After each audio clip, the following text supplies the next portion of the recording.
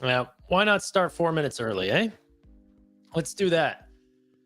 Just jump into it because I'm here anyway. I'm sitting here. I'm watching all the things. Might as well bring up all the earnings. Ladies and gentlemen, to the people that had me in the background that are now just hearing me scream through your TVs, phones, or computers, I'm live. And if you're not ready for me to be live, leave. If you want to hear about some earnings predictions, let's chat. Mercado Libre is potentially going to be up first. From what I heard, they're going to be releasing their earnings directly at 4 o'clock. Nubank will be our latest at 4:20. And then Square will be live at 4:10, I think. So good separation, allowing us to talk about each company. But essentially, I mean, hey, this is all about Mercado Libre at first. Let me make sure that I have all their investor relations up. That way we're ready to go. Nubank, Stock IR, I already have their earnings call up. Alejandro says, one of my favorite companies, Nubank. Nubank is going to hit it out of the ballpark. Ian, yo, what's up, buddy? People from all walks of life, eh? So Nubank, a couple of quarters ago, I think it was last quarter and the quarter before, fell on earnings. Expectations are so incredibly high. So I'm not actually worried about today's, earnings surprise or whatever. If they continue a trend of what they did in recent quarters, we might see a potential, disexcited market, if that's what I'm trying to say, a not so excited market about their potential delinquency rates, okay, on Nubank's side. But that doesn't mean that we're not expected to see extremely exciting customer growths. It's going to be all about Mexico, the chats. I want to hear about their invest platform, their growth and invest, because that's where I think that their next pillar for growth is going to happen. They've been pouring a ton of money into that platform. What are they doing with personal loans? Square, let's talk about Square for a sec. So we're going to be able to see their full 2023. That's going to be great. I want to see Cash App's growth, Cash App's active users, their attach rates. They don't always show these metrics. That's the problem with Square, is sometimes their metrics are different depending on the quarter. I also look incredibly blue, which I mean, my screen is blue right now, but give me a sec. Okay, that's a white balance right there. Take a picture of a white screen and potentially the camera knows what everything else is. Okay, now let's look. Just jumping right into earnings. Let me just throw up Webull for a sec.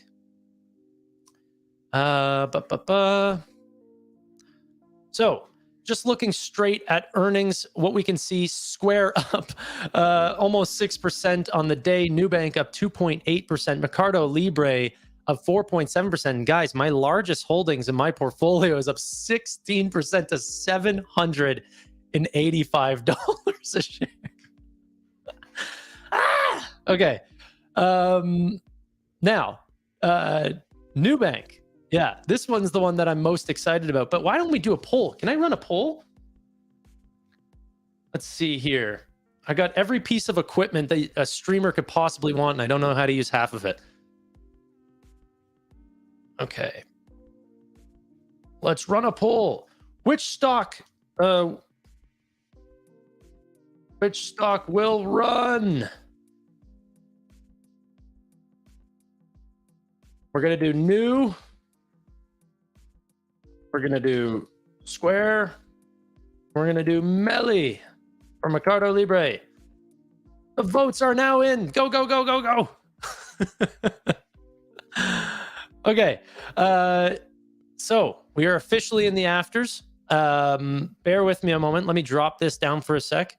I'm going to go to Mercado Libre because they're supposed to be reporting first. Oh my God. And their website is just slow as ever. Is just every investor pouring onto this right now and it's just crashing?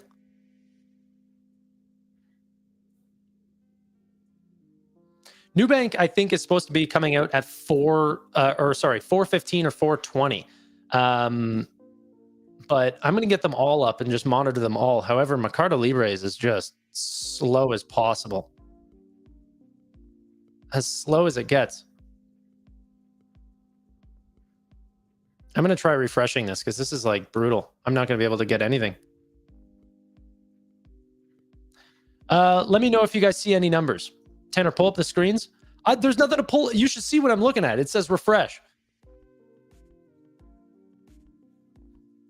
I've got the earnings calls open. I've got everything open. Okay, so just looking at the after hours right now, Square's up 0.9%, 1%. Oh, there's a big shoot up in Square. Someone get some numbers early? 1%? No, there's no movements across the board.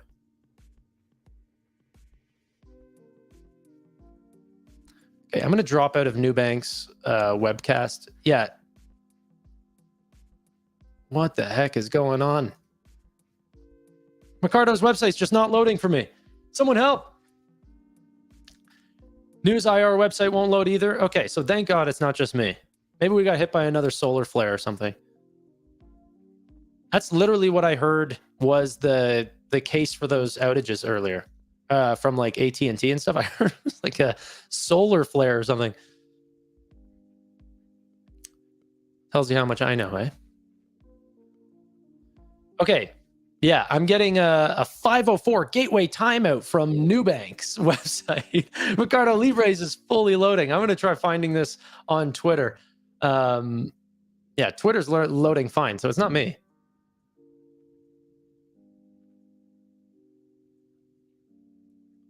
Let me just go to Mercado Libre here, see if any numbers are coming out. Waiting. Not seeing anything from anyone just yet. That's okay. Let's see the stocks. Okay, Mercado Libre up a little bit after hours. No big movements, under 1% across the board. Yeah, Square's up 1%, but that's not probably on earnings. This is just excitement. Let me, I will just share my screen on Webull just so that you can see the tickers, and then I'm gonna, oh, does it not load if I do that? Okay, wait. There we go. Okay, at least you can see them in the side there.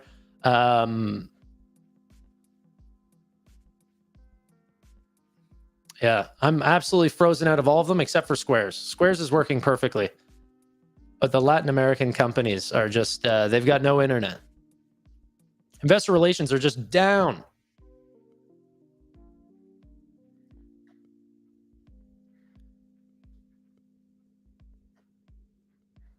Don't know. Yeah, I'm getting a database connection error for Mercado Libre. Is this across the board for everyone?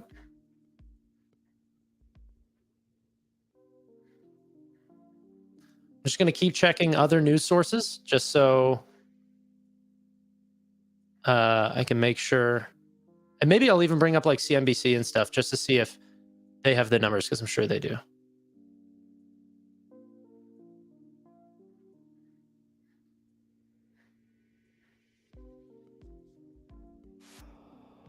Okay, let me jump over and I'll actually just... No, they're talking about NVIDIA, CNBC, talking about Intuit crashing. Nope. Come on, my babies. Who's got the numbies?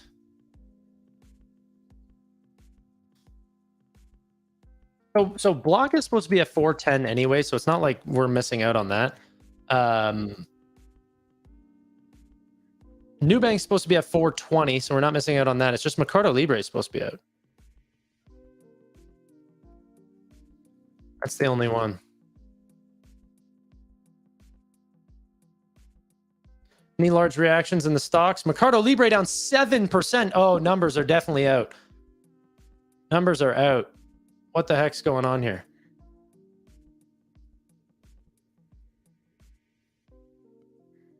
Oh, come on, guys.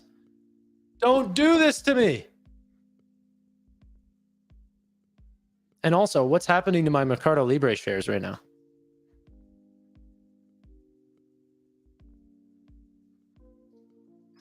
Ellie, someone tell me. Ellie crashing. Square's numbers aren't out yet. Okay, so Mercado Libre's net income 4.3 billion, expected 4.15 billion. Gross merchandise at 13.5 billion, expected 12.4 billion. That's just what I saw on Twitter. However, okay, now their website's up. Thank gosh. Okay, I'm gonna have the numbers up here right in a second. Maybe not. Okay, so Ellie, where are you at?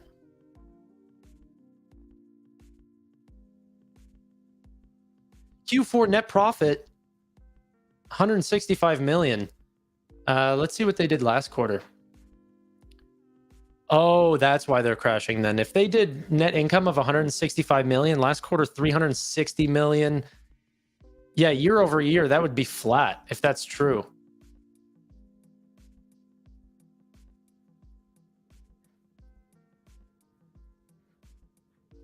Oh gosh.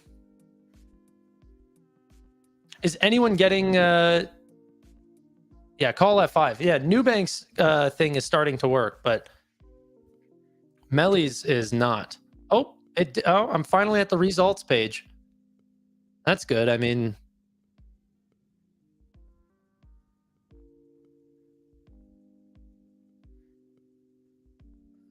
better. I'm just stuck here. I'm just stuck. I'm just waiting. What was their fintech revenue? What was their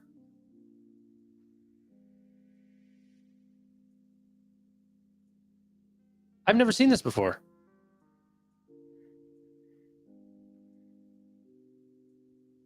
Oh my god, Square down 6% now. 5%. What the heck is happening? Why can't I get on any of their websites? Okay, I can get on Square's. Let's see if they've posted.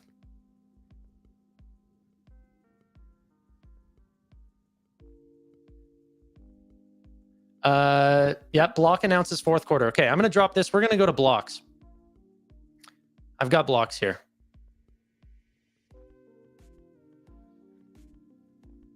Okay, quarterly results.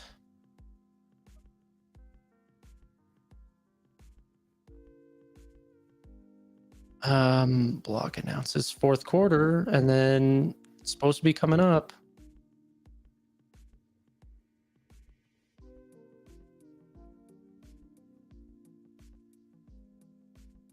Boys, this is a disaster. Absolute disaster.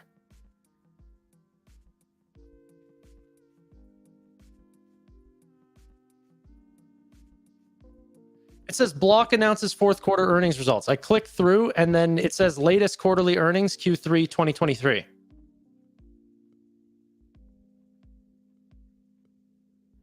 Give me the juice.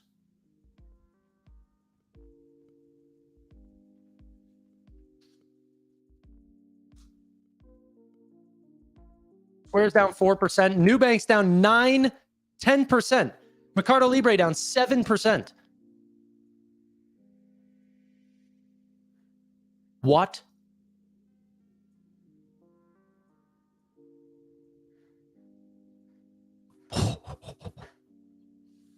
I want to know. I want to know.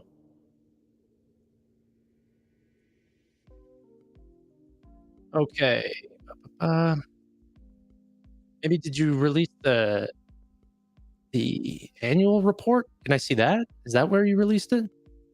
No. Okay.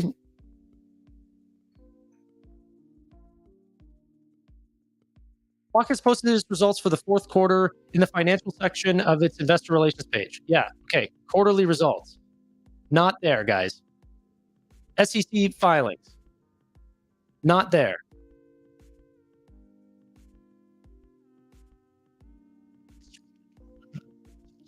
I'm gonna smash.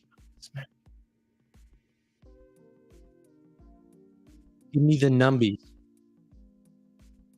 Oh, these stocks are bouncing around. Mercado Libre down 7.5%. Nubank down 7%. Square recovering only down 1% now.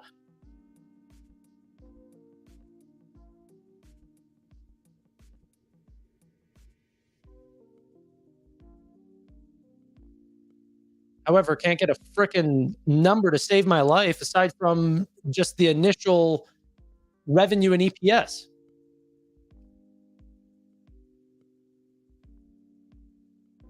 Everyone's selling to buy Nvidia. Yeah, I know that there's just the initial beats and misses. I'm sure we can get that, but I want to know like the details, you know? Like why is I don't care too much just about the initial reactions of revenues and EPS. That's not enough for me to make my call on whether I think it's a good earnings or not.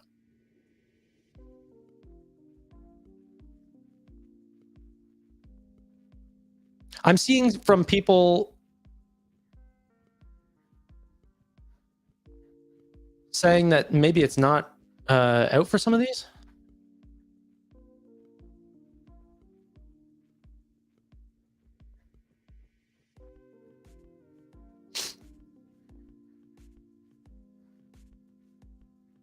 Yeah, I mean, either the only people that are getting this are Bloomberg terminal people, or I'm going crazy and people have better internet than me. That's not true. I'm loading everything. The only one that I can actually see is Mercado Libre, which they've beat on both. Well, not bottom line. They beat on top line, and looks like their GMV was good, so that's good. But this is not enough for me to be happy. I want, give me more. You want to see what I'm running into? Is that just this? This is all I'm seeing. Like, I think there's a ton of people on trying to find this all at the same time. I haven't really seen this before. Square is the only. Oh, okay, I got Square. Finally. There we go. Okay. Let's see this. I'm just gonna jump down. Cash App gross profit. Okay, wait. Let's just see some quick numbers. Numbers. Total revenue 21.9 billion. Okay, how much of that was Bitcoin? 9.5 billion dollars. Subscription and service-based revenues. Now let me see. Do you have quarterlies? 12 months ending, 12 months ending, 3 months ending. Okay, thank you. Hardware, Cash App, Bitcoin revenue 2.5 billion. Let me get my spreadsheet up as well. That way we can compare. We don't just have to look at each quarter and comparing it year over year. I want to see these numbers every single quarter since this company's been a freaking public company. Okay. So comparing this to their Bitcoin revenue last year, because this is what I was really interested in. Total revenue excluding Bitcoin, or sorry, total revenue last quarter was 5.77 billion. Last quarter 5.6 billion. Total gross profit 1.898 billion. What was this quarter? Yeah, $2 billion. Let me see what their net income was. Yeah, I mean, we're back in the positives, baby. I don't know why. Is it crashing after hours? Yeah, up 12%. Yeah, they're doing what they said they would do in terms of breaking profitability. They're not going to give us Outlook, are they? Outlook gross profit in $2 billion. Wow. Adjusted EBITDA. Wow, 29% margin. Adjusted operating income 12%. 2024 outlook. We remain focused on achieving Rule of 40 in 2026. Our primary objective in 2024 is to deliver an improvement on the Rule of 29 we achieved in 2023. Yeah, there should be some expense talk in here. Cutting stock-based compensation. That's also what I'd like to see. Oops. Okay, where else? How else do you refer to it? Share-based compensation? Okay, there we go. No, that's 12. That's 12 months. 3 months. Okay, share-based compensation, 331,000. What was it last? 331,000. Okay, so we broke. Yeah, that's lower than last quarter. So they're actually are bringing it down. It was 345 last quarter. So 331, not as fast as probably people would like, but they did actually cut headcount this quarter as well. I think that was 1,000. Was that in Q4 or Q1? And then let me see if Jack Dorsey has any comments. I'd like to know that too. Now we're going to focus on growth. We're under our 12,000 person cap. This constraint focuses on our priority to make impactful work. Our topic on people and reorganizing the people in Square back to a simple engineering, product design, and sales structure. I want Square to be a leader in engineering and design again. A team people point to as inspiration and aspire to join. This reorg will help us to do that. Our last shareholder letter was about how we're going to grow Square through four priorities of platform: local, AI, and banking. Cash App aims to be the #1 provider of banking services to households in the United States, which earn up to $150,000 per year, a segment that represents 80% of consumers and more than 50% of household income. How are we going to do that? Banking our base, moving up market by serving families. I mean, hey, this is getting me excited. You know, they're re-looking at this company again. 23 million Cash App card monthly actives. Okay, wow. 41% is their attach rate. Wow. That's higher than last quarter, right? Oh, it was 40. Yeah, I guess it was 40% before. It's 41%. I mean, it's expanding. That's the key part of this business is what's the attach on Cash Card? And then what's the proximity to, I wonder, guys, like, let's take a look real quick at, what's that stock? Oh, no. Marqeta, ticker symbol MQ, proxy on Cash App. Yeah, they ran all the way. Now they're just flat, but on the day they were up 6%. Okay. Let me just see really quick here as well. Okay, I want out of this. Is Nubank out yet? Go to Nubank presentation. I'll check. Oh, yeah, news out as well. Let me switch over. I don't know how people do this. This is looking at too many companies at once. I like to read. I'm a reader. Not really a reader. But... Okay, we're about to have it here in a sec. Nubank. 95 million users as of January of 2024. Stock is now up 10% after, or sorry, no, my bad. I was looking at the wrong company. It's now down 5%. Okay. 19 million users, 53% of adult population, 83% monthly active activity rate. Is that actually true, or are they rounding up?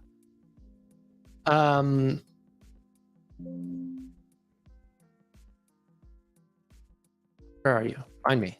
Go.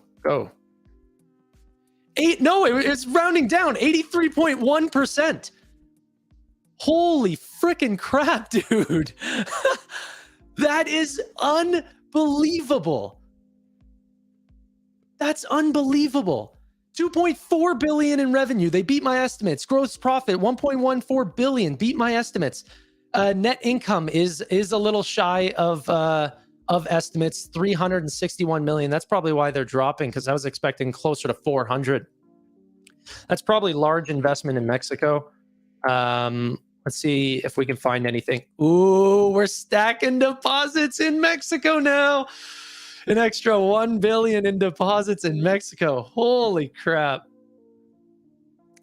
80% cost of versus CDI, which is essentially, 80% is the price that they have to pay versus how much they're bringing in deposits. So that's good that that's staying there. Cost to acquire, I need to see the actual, what do they have it down as? Is marketing costs? No. Okay. I'll look through the things here. Hey, this isn't bad. Or is this for... I mean, hey, that looks okay.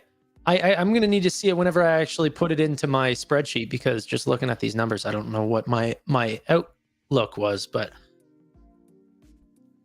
wow. Oops, sorry. Let me just get back. Let me see if I missed anything. Okay, the efficiency ratio went up. That's been a long time since that's happened.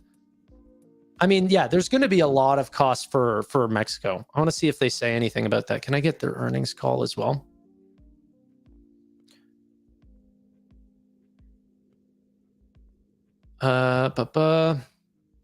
Total portfolio. What a jump. What a frickin' jump. Holy crap. Purchase volumes. Holy, $32.6 billion. RPAC 10.6. Wow. Wow, dude. I'm telling you, this is going to be the super app of Latin America. Holy crap. The only thing that could be better is net income. My estimates were closer to 400 million.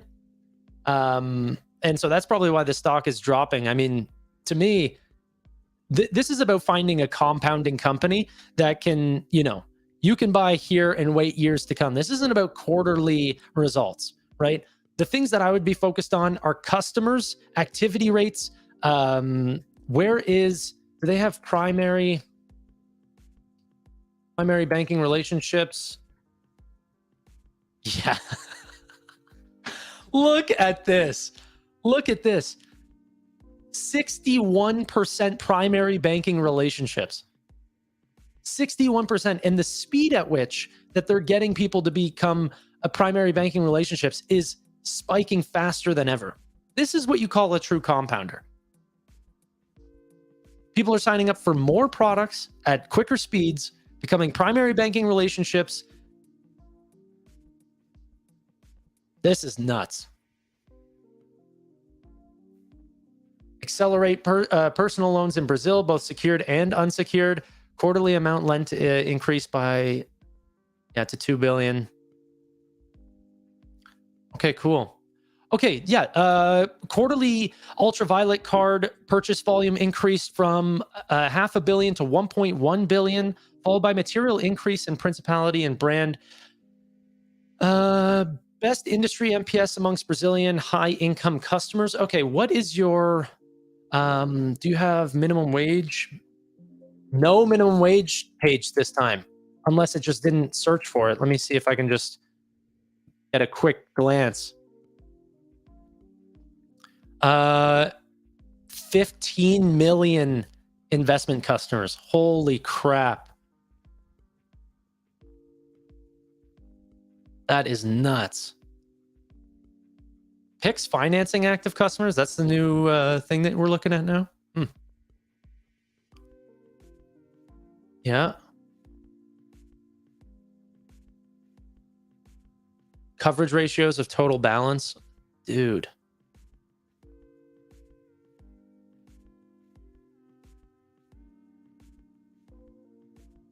Wow. There's a lot of extra interesting things that I need to go through and break this down, because they didn't used to have these. A 20% increase in deposits quarter over quarter. That is crazy. That is freaking crazy. Let's see if we can get a little bit more details. Sorry, guys. It's a new bank call now. I'm sorry.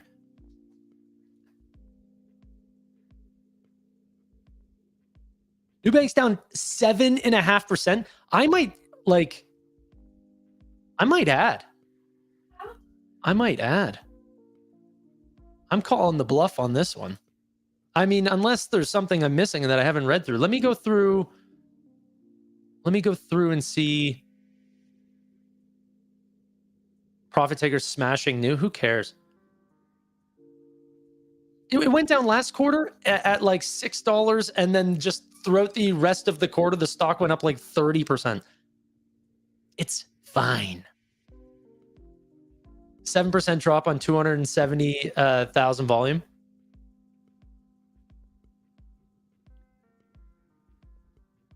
This new bank dip is a blessing.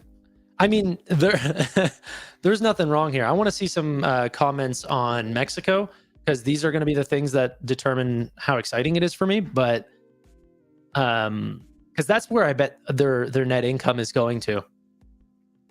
Adjusted net income increased to 395.8 million. Deposits were up 38% year over year. Cost of funding remains stable, which is crazy. Yeah, okay. We declined sequentially.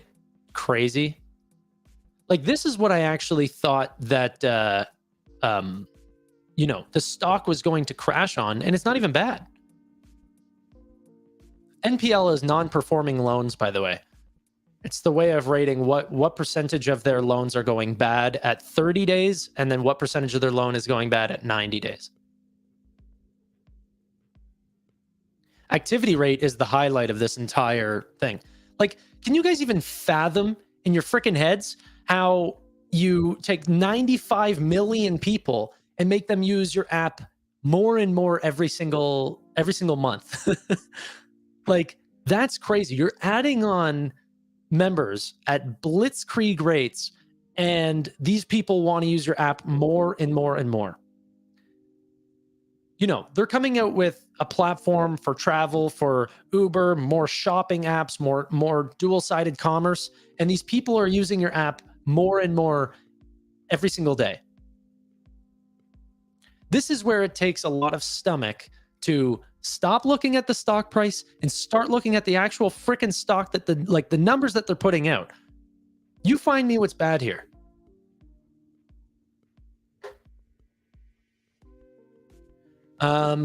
I don't want to see what I would usually do here is start plugging in all my numbers into my spreadsheet, but that's going to be boring. That's going to be boring. Over 61% monthly active customers have made new their primary bank account. 53% of the overall population of the country's adult population is using Nubank, up from 51% a quarter ago. You're getting 2% of the Brazilian adult population a quarter, and you're going to sell that? Good luck. Good luck.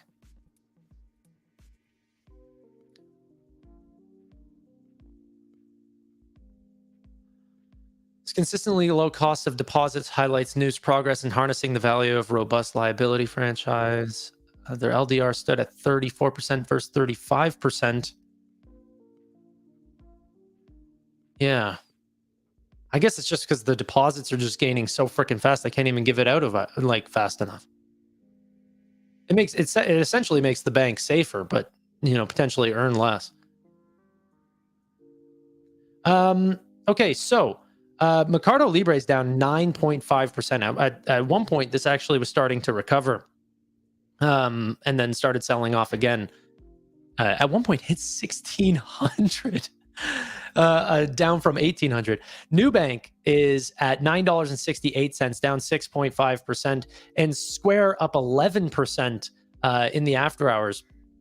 What did the poll say? New 51% gonna have the best. Yeah, everyone's selling that off. I'm ending that poll. Spiked poll. That wasn't your predictions, guys. You're just following the market. Okay, New continues to pursue this strategy of increasing the share of credit card loans that earn interest, with special emphasis on PICs. Did they say what percentage of PICs they are actually that they're actually funding? Over 35% of New's active credit card customers in Brazil were active customers of the PICs financing feature. Okay. I mean, hey, we're just going to have to wait till earnings to get any more clarity. They don't do Outlook or anything like that. So, yeah. So it's a top line beat for me. Bottom line beat, like net income missed from my projection. Yeah. So what did that come in as for EPS? What did I see the share-based compensation? I bet that's 7 cents if I'm share-based compensation. Where are you?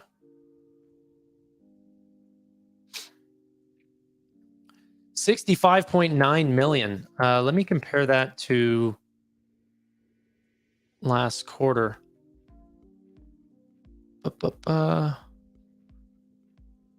Where do I have this? This spreadsheet's too freaking big.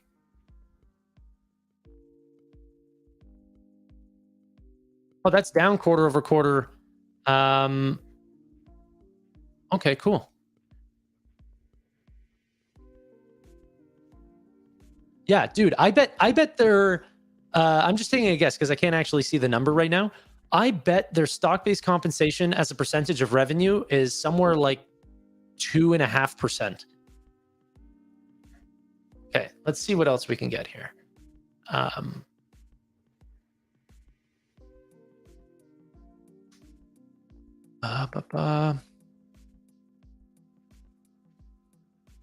want to take a look maybe back over at Square for a sec. See what all the hubbub is about. The hubbub. But let me get my spreadsheet up. Yeah, Square up 12% right now. Hey, I mean, I'm a shareholder of Square. It's not like I don't, but I'm a shareholder of all three.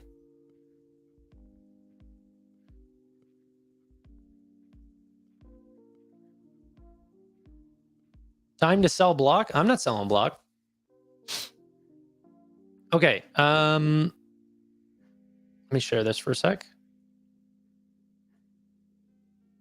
And then the earnings calls at 5 o'clock. Okay. Block $100 tomorrow. Some people get a little butthurt. A bit weak on members growth. Are you talking about Nubank? Or are you talking about Cash App? Because Cash App has seen slower member growth. Not believe I just typed in Cash App expecting it to bring me to where I want to be. Looking at frickin'. Okay, let's go to the Cash App ecosystem. That's how they usually break it down. Pay-as-you-go model offering select prospective sellers free hardware up front in exchange for higher processing rate. Ooh, I bet a lot of people are taking that up. Really small merchants. In January, we launched a Restaurant Essentials bundle going after Square. Square for restaurants, Square Online, and payroll at a flat price. We see an opportunity to win more upfront food and beverage sellers, and we believe one way to do so is by cross-selling early into their journey and packaging products that resonate most. Revamped a referral program. Square International Banking gross profit. We'll have to see their actual spreadsheet. They usually bring this down into real numbers. Like last quarter, I think it was $171 million. So yeah, we'll have to see what percentage of their overall income as well. Okay, Cash App is uniquely positioned to reinvent banking. 23 Cash App card monthly actives. That's up. Ooh, borrowing originations. They're doing this. Continue to drive momentum in 2023. 3.6 billion in short-term loans, up 74% year over year. So these are really, really tiny loans that they give to people. They might as well be payday like those payday loans. But yeah, massive increase. Our savings product was one of the fastest growing. Yep. And in January, they just started offering 4.5% annual interest. So this has been a big factor that I thought was unbelievable. They weren't even offering an interest rate before. Now they're offering a very competitive interest rate. And I think that's with Citigroup or no, Wells Fargo, one of the two. Yeah. Tanner, does Block currently have a charter? So they have a branch lending charter. So it's very different than new banks, or sorry, than SoFi's. It's not quite a fully like licensed chartered bank. But no, they don't hold customer deposits. They need a partnering bank if that's what you're asking. Okay, Cash App Pay grew significantly during the year, ending December with 3 million monthly actives, 2.5 billion in annual GPV. Okay, so this is another thing too. What happened very recently in the last like 3-4 months was that they just partnered with Stripe. So then merchants are able to put Cash App Pay as an available, payment option. So allowing merchants to select that off. Stripe is no small player. That's freaking massive. So good to see that. Bitcoin gross profit was 66 million in the fourth quarter of 2023. The total sale amount of Bitcoin sold to customers. Wow. Gross profit was 3% of Bitcoin revenue. That's huge. That's huge. Like that's going to come down.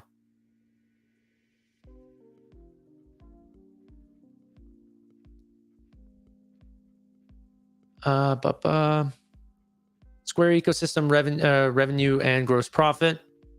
In the fourth quarter of 2023, Square generated yeah. No, so guys, I think tomorrow, I don't think there's any real interesting earnings call. So what I'm going to do for the people who hold Square, I totally get, go watch your earnings call. You don't have to watch new. I'm going to watch new. That's the exciting one for me. I think tomorrow I might just listen to Square's earnings call live, even though it's a day late, because I'm going to listen to it anyway. So might as well be in the chat, and even then we can pause and talk our crap. So yeah, I mean, essentially now, which this is the crappy part about not having a co-host, is I would just like to plug all these numbers in. GPV 57 billion. That's down quarter over quarter. Is this for their whole business? Yeah, it is. That's down. They didn't see this low since Q1 of 2023. Interesting. It must all be in the expenses then. Share-based compensation's down. As a percentage of revenue, that's going to be way down. Depreciation and amortization. What do I have for last quarter? Ooh. I don't know. And then, okay, then why don't we go and take a look at subscription and service-based revenue then? If there are Square's, oh yeah, Square's hardware's down. That might be because of the deferring thing that they were talking about, because it's really down. Holy crap.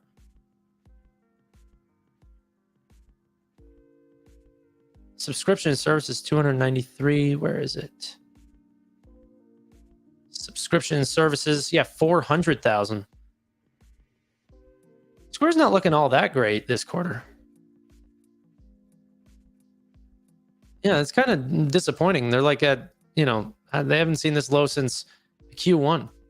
But Cash App, on the other hand, this is where all their growth is coming from. Cash App's just, blitzkrieging. But I wonder if that is also, it's not too heavy in Bitcoin. I mean, it's not like what you saw at Coinbase or Robinhood. It's growing, but it's, they went from 2.4 to 2.5 billion. I don't know. So Square up 10% right now. Nubank down 5.5%. Mercado Libre down 8%. Let me dive. Ooh. We have the results spreadsheet for Nubank already. That's awesome. Okay, bear with me a moment.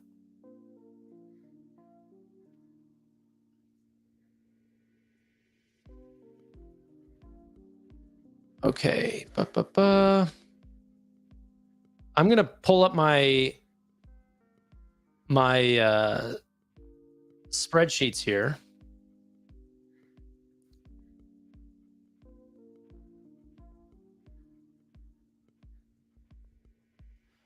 Okay, so yeah, so EPS on Nubank was 7 cents, 7.4 cents. Some people were expecting 8. I mean, I was expecting 8. Total outstanding shares, did that go down to 4.86 billion? And last quarter,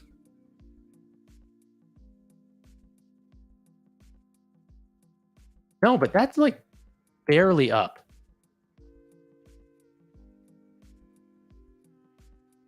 Wow.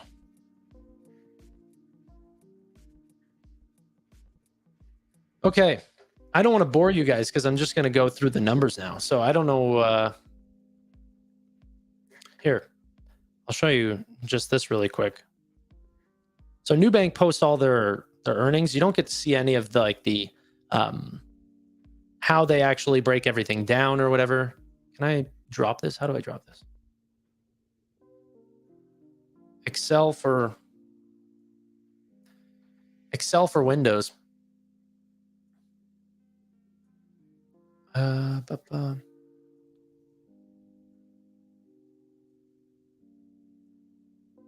Cash and cash equivalents. No, okay, that's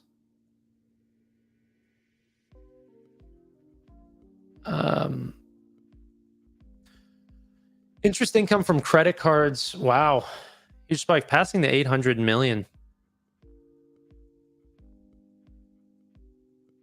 Total fee and commission income, interchange fees, yeah, from 300 million to 340 million quarter over quarter. Could be Q4 though. That could be a lot of holiday spending.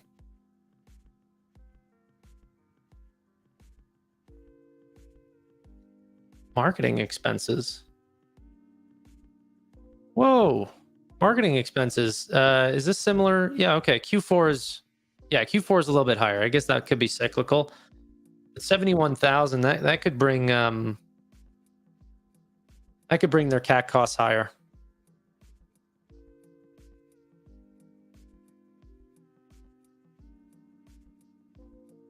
What else do we have here?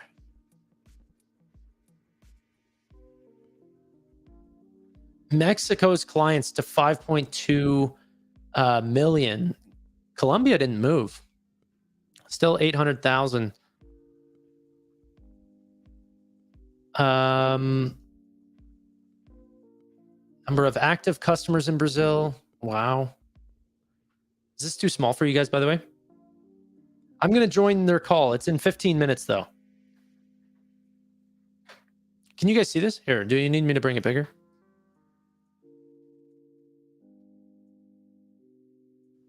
Sorry. Numbers. Oops. That's not what I want to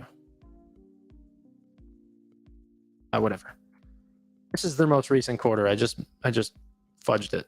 Okay. Unsecured personal loans actually down quarter over quarter.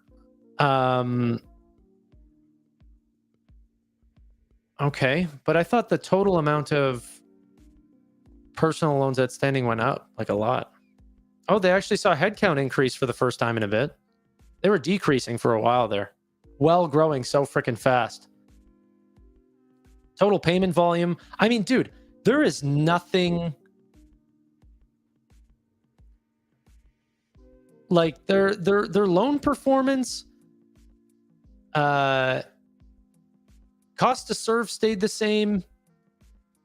Interest earning portfolio climbed like crazy. Average revenue per active customer climbed really freaking good. That's going to get to $20, $25 a share, or $20, $25 per person on 95 million people, which is going to be 100 million very, very soon. That's a fudge load of money.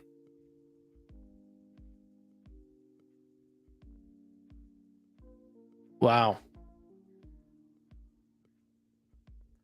I'm going to have a Nubank video come out very soon. I was just waiting for these numbers. This definitely increases my fair value for Nubank. Sell off 5% all you want. I don't see anything wrong unless I'm missing something.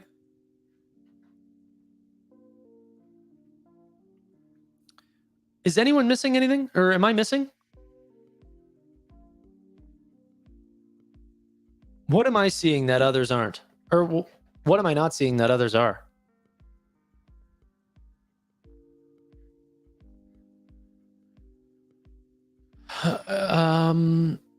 Interest expense on deposits stayed the same quarter over quarter.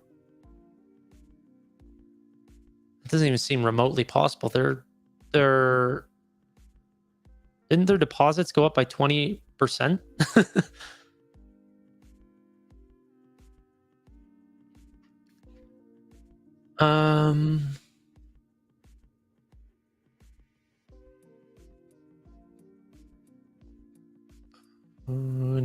Sorry, just going through any one of these things that I can see that potentially could be a problem. Salaries seemed high. Is that a yearly thing? Doesn't seem like it just from this year. No, it doesn't seem like it. A large bump in salaries.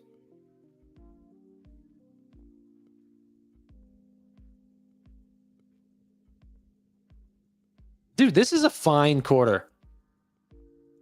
Marketing expenses went up. So CAC will be more expensive than normal. You can't have a referral thing to, like, you're at 53% of the adult population. I don't know if there's many Brazilians in Brazil that haven't heard of Nubank. So they need reasons to switch over now.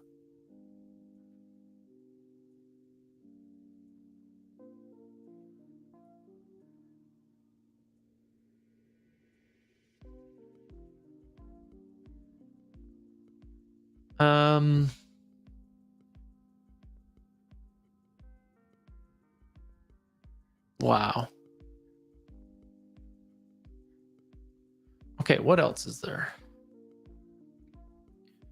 Gross profit got to nearly 3.5 billion. Oh, sorry. No. Never mind. No, that's additive. This is what I want. Gross profit, yeah, 1.14 billion. Yeah, that looks like it. Still, that's unbelievable. First quarter of $1 billion in profit.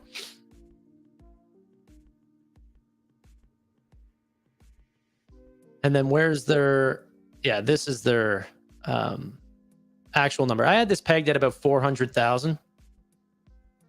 Sorry, 400 million. They did 360 million, brought their EPS down to 7.4 or 7 cents, 7.4 cents. I think a lot of people had that pegged at 8 cents. And Nubank doesn't guide. So people don't know what to think. I think this is a long-term freaking compounder. That's what I think. People need to relax. Oh, you know what I want to see too?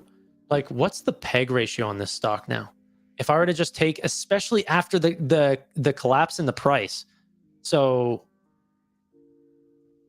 can I run that? We got 10 minutes. Let me run this for a sec. So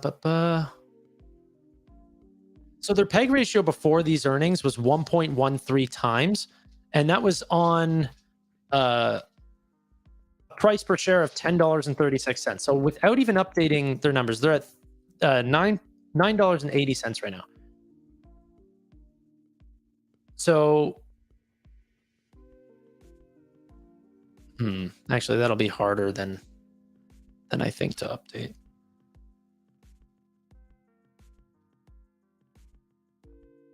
We're going to do it anyway. I got time.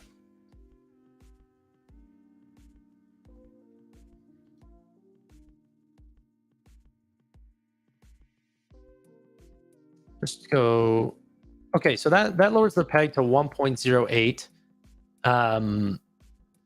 And then obviously future growth will change based on these numbers. So we don't know those. But what we do know is their trailing 12-month EPS, which I'll have to update. Let me just plug in a couple of these numbers. So bear with me a moment. I'm just going to plug in their net income real quick because that's what we need. I don't want to take guesstimates here. I want the real numbies. 7-cent EPS. All right.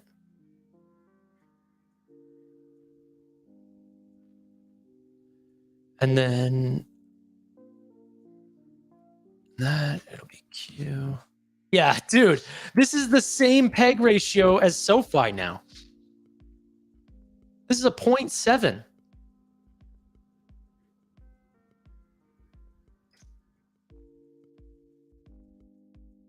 Yeah, right. Yeah, right. And that's on estimates that haven't been updated yet. I only just put in their new trailing 12-month EPS. 0.7 for Nubank. Oh, Tanner, you can't buy a 500 PE company. Yeah, I mean, what if you wait 5 years and the company's under 1 times?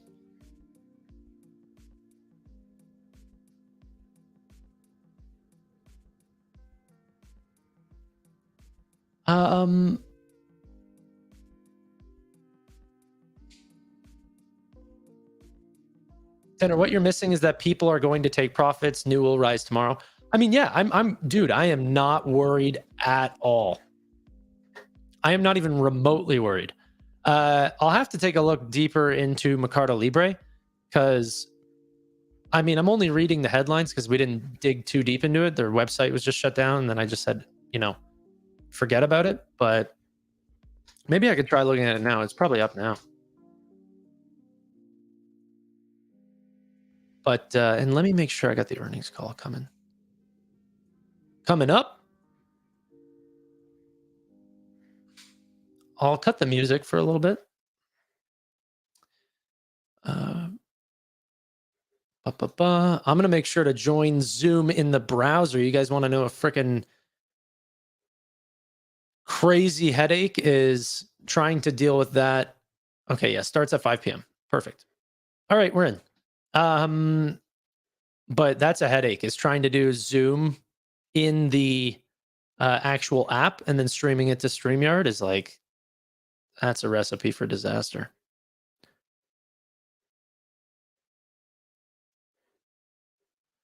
Okay, let's just take a quick look at results.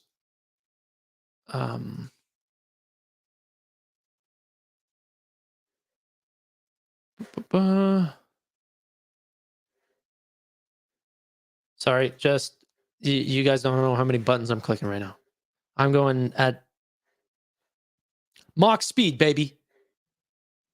Let's go. Good day. I love earnings. They're fun, but also stressful to live stream. Honestly, you got to give a ton of respect to the people who can keep up with these numbers. Amit, me, Kevin, these sorts of guys. This is crazy.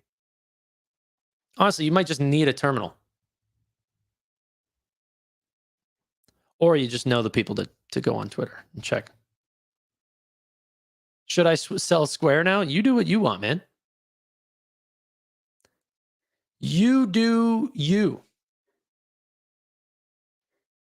I'm not in the business of financial advice.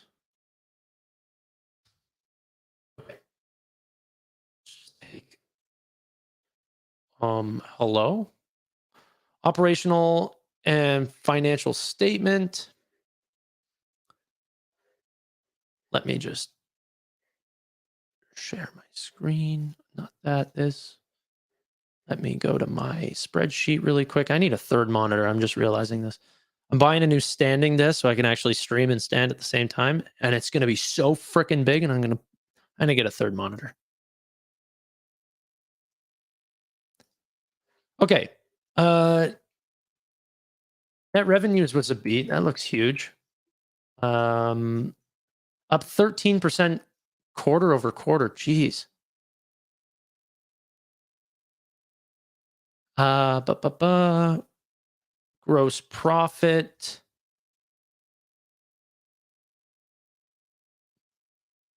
was 190. 955. Last quarter is 1995.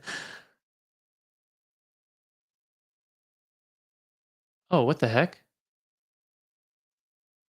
45% margin on gross profit. Yeah, so the margin on um yeah, their gross profit margin actually went down quite a lot. From 53%, they haven't taken a dip on that in quite a while. It's been in the 50% since more than a year ago. And then even before that, all in the low 40s and improving. 47.8%, 49.4%, 50% back in Q3 of 2022, now to 45.8%. That's like breaking multi-year lows. Income from operations 240. Yeah. Yeah. What? I want to see this earnings call as well. 5% margin versus 18% the last year or last quarter. Oh, well, it's a Q4 thing as well. Q4 is quite different.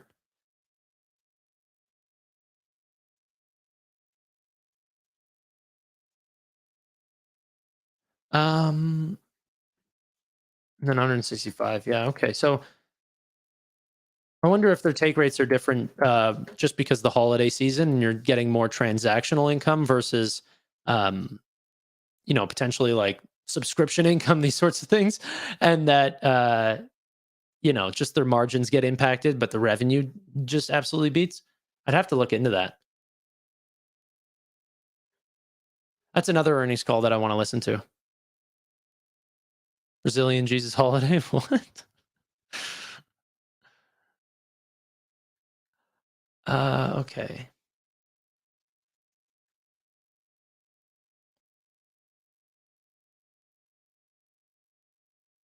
I don't want to go too deep into MELI. Earnings call in 2 minutes. I got the Zoom call up right now. Ooh. Okay. Let's just go over the performances of each stock. So, Nubank recovering. If you guys didn't buy after hours like I did not, you didn't get that you know recovery in value. The stock is now at just negative 2.7%. I think it started recovering whenever I said that the PEG ratio is only 0.7 times now. What's Carvana doing? I don't even follow that name. Carvana doing nothing, flat. Cash App up 11% to $75 a share. I had a bet with Amit and Steve that Cash App would outperform Palantir over the next 12 months, and that started in October. And I think Cash App is winning that. Yeah, I think Palantir at the time was like $21 or something like that, and Cash App was like $38. I think it was October 13th was the exact day. So if someone wants to look that up, you can. Um, yeah. I'm looking for a cheap stock that is going to skyrocket soon. Lux Lad, I think we all are, my friend. You might be the first investor to look for cheap stocks that are going to go up. I don't know. I think you did it.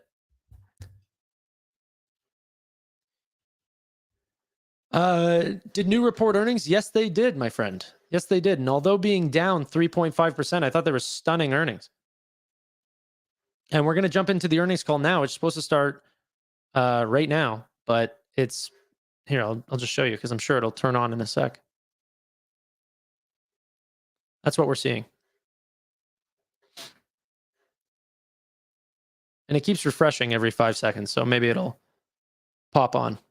And if I don't get it in the next 30 seconds, we'll refresh and go. I mean, it literally is refreshing. It's Zoom. Like, I'm not worried that they're blacking out, but they could be late. It's the next Buffett. Yeah, I'm talking about Block when I say Cash App. Sorry. The way that the two segments of the company are going, I mean, they might need to change their name again to Cash App. New always drops after great numbers. It's tradition. Exactly.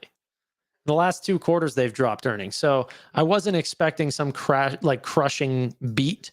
But as long as the numbers are good, which I'm perfectly happy with the numbers. And another problem is they can't guide, right? So, yeah, that's just an important factor now. But now that, we're already seeing $1 billion like in deposits being added on to the platform, it's like, I don't know. I get excited. Okay, it's 5:01. I'm gonna go back and try to bring this up again because they lack, and then we're all lacking, ladies and gentlemen. Oh, yes, he's here, guys. Love it.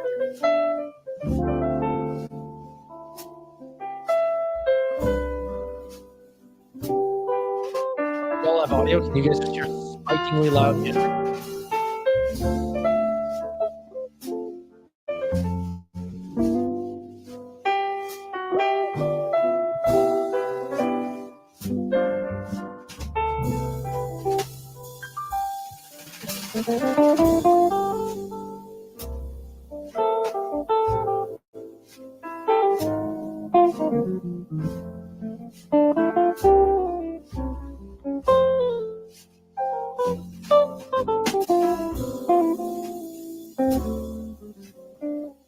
In your super sign language? How do I mute the music?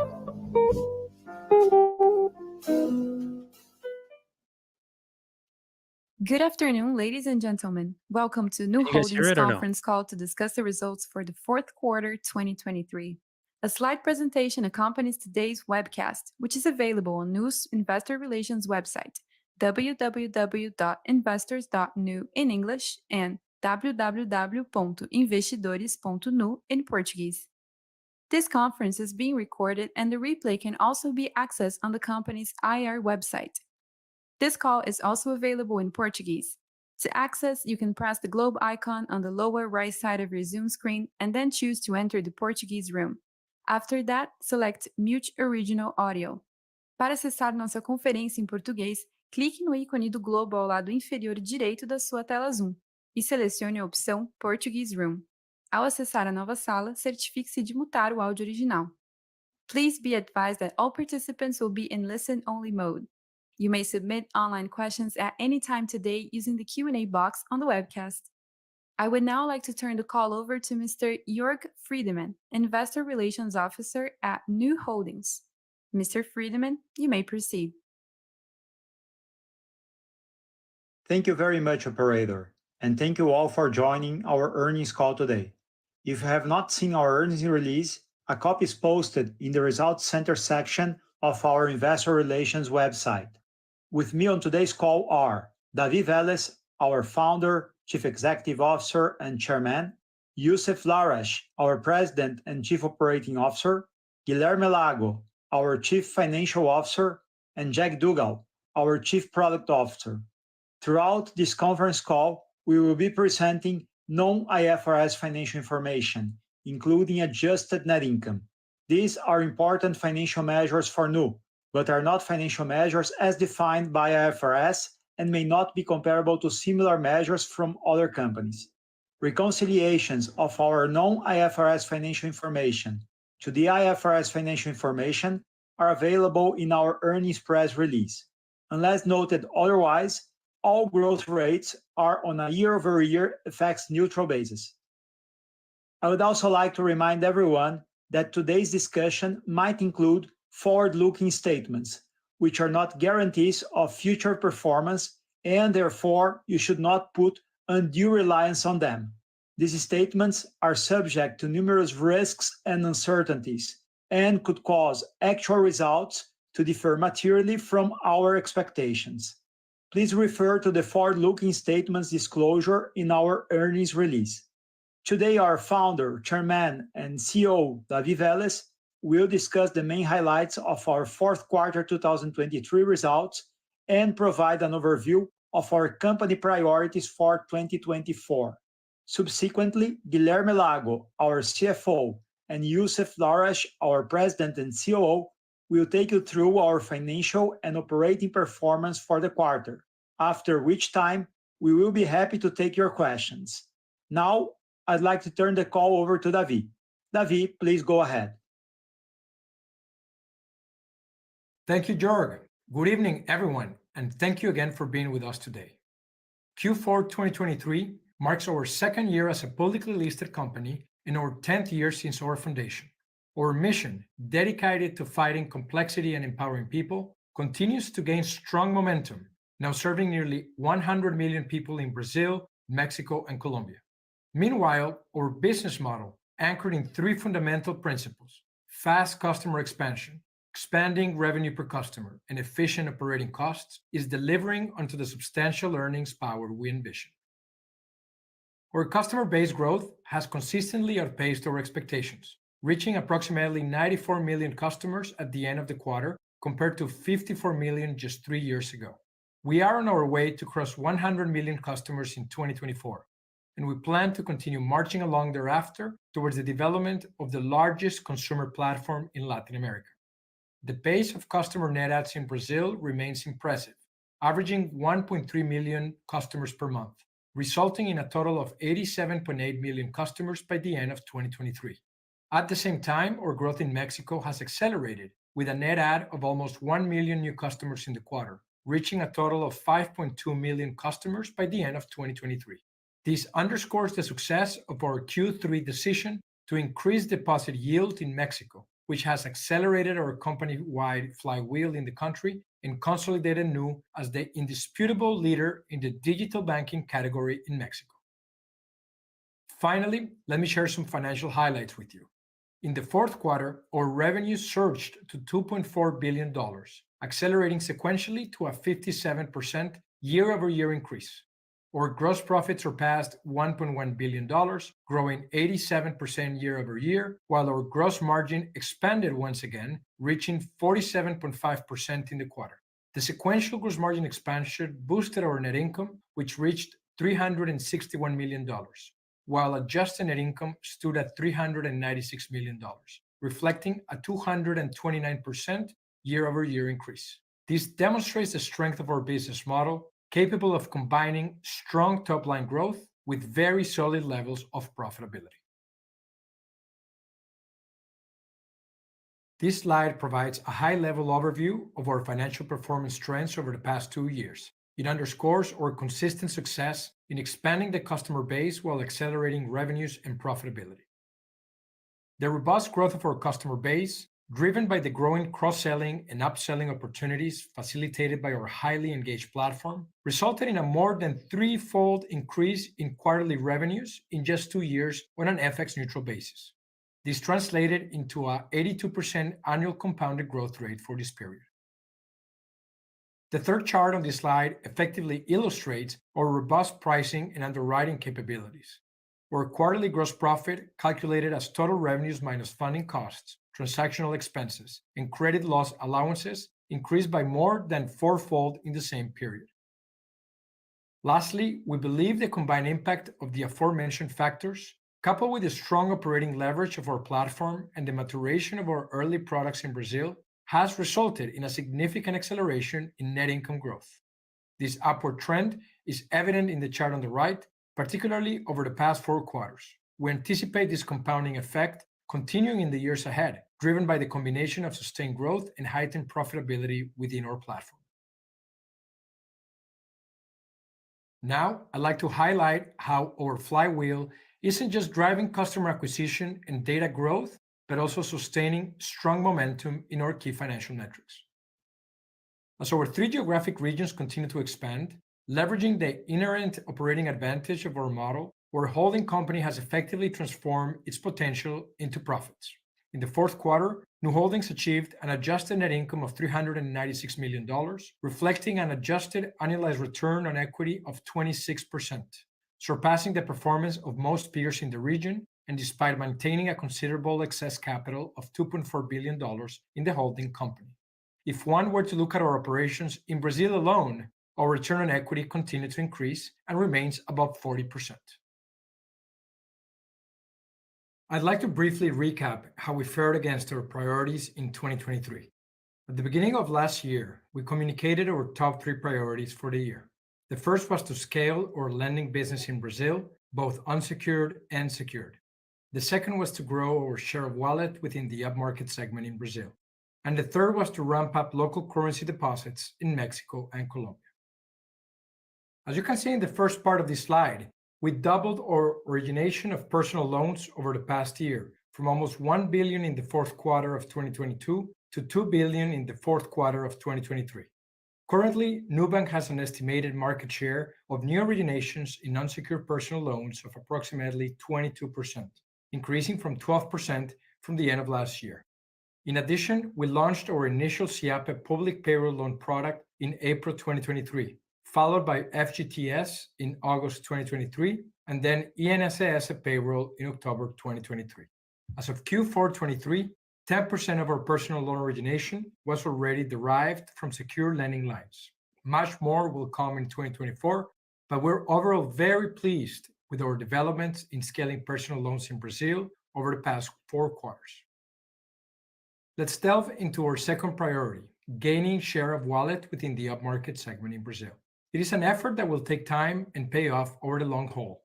We believe we're well positioned to compete and win in this segment. 2023 served as the foundation for this long-term journey. We have observed a substantial progression in our segmentation effort, with an accelerated growth in market share of principality. Additionally, we have rolled out numerous features and products across all dimensions of our platform tailored to the segment, such as in banking, credit, and investments offer. Notably, our UV credit card purchase volume expanding from $0.5 billion in Q4 22 to $1.1 billion in Q4 23, a 104% year-on-year growth, while UV customers doubled in the period and our brand perception improved materially in this segment. Finally, we have achieved the best industry Net Promoter Score among Brazilian high-income customers. Finally, addressing our third priority for the past year, we successfully introduced our deposit account solution in Mexico, Cuenta Nu, in May.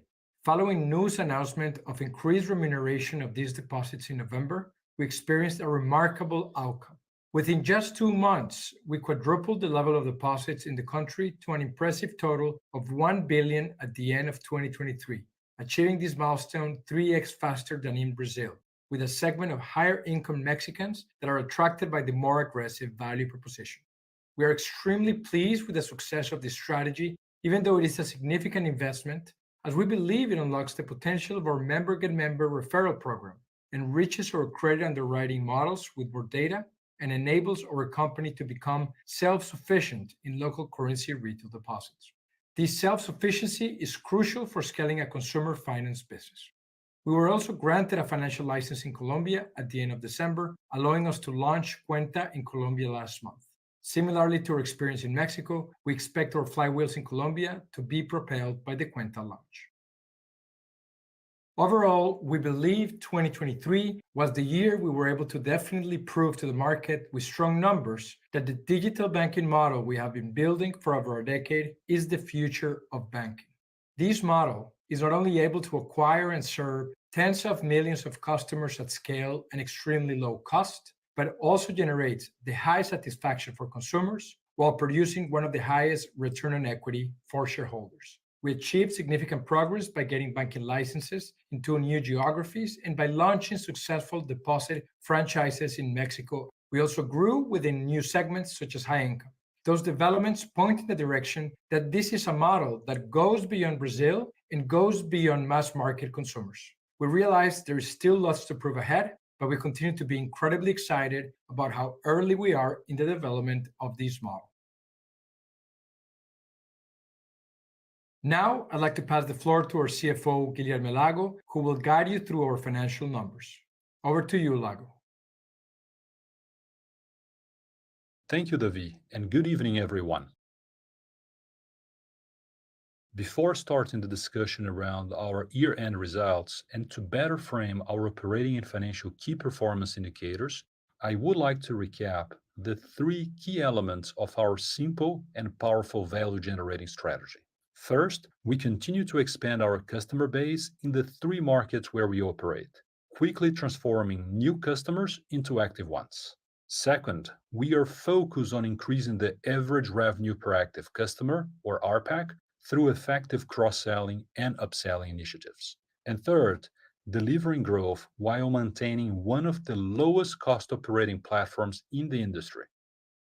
Let's delve deeper into our fourth quarter results to understand the evolution of each one of these pillars. Let's start with customer acquisition. During the fourth quarter, we once again experienced a noteworthy expansion of 26% of our customer base year on year as we welcomed nearly 5 million new customers, bringing our total to 93.9 million customers at the year end. Brazil continues to deliver a high monthly net addition of almost 1.3 million customers, with a significant portion acquired through cost-effective organic channels. In Mexico, our customer count increased by almost 1 million, crossing the 5.2 million mark. And in Colombia, we are now serving more than 800,000 customers. As mentioned earlier by Davi, back in December, we received the regulatory approvals to operate in Colombia as a financing company, allowing us to launch Quanta in the country. With this milestone, we expect to onboard even more customers in Colombia, which will lead us to further growth. Now, more important than the process of onboarding customers is the ability to effectively activate and retain them. Our active customer base increased by 27% year over year, with the monthly activity rate posting another sequential quarterly increase, now reaching 83.1%. We believe that this outcome highlights our ability to effectively engage our customers on our platform. Now turning our attention to revenue expansion. The first chart highlights that Nu has established primary banking relationships with around 61% of our active customer base, up nearly 2 percentage points in comparison to last quarter. As more customers choose Nu as their primary bank, the more products they tend to utilize, generating higher RPACs. These two effects can be seen in the following charts. The second chart illustrates our successful cross-selling strategy, introducing new products to our customers and establishing ourselves as their primary banking partner. Our active customers are consuming on average 4 products on our platforms versus an average of 3.8 products a year ago. The third chart shows how our expanding customer engagement, as demonstrated in the first chart, combined with our growing product cross-sell capabilities, as shown in the second chart, is compounding to produce increasingly positive results. Our monthly RPAC increased to $10.6, while our more mature cohorts are already generating a monthly RPAC of $27. The increase in RPAC has resulted in another quarter of solid revenue growth, as presented in the next slide.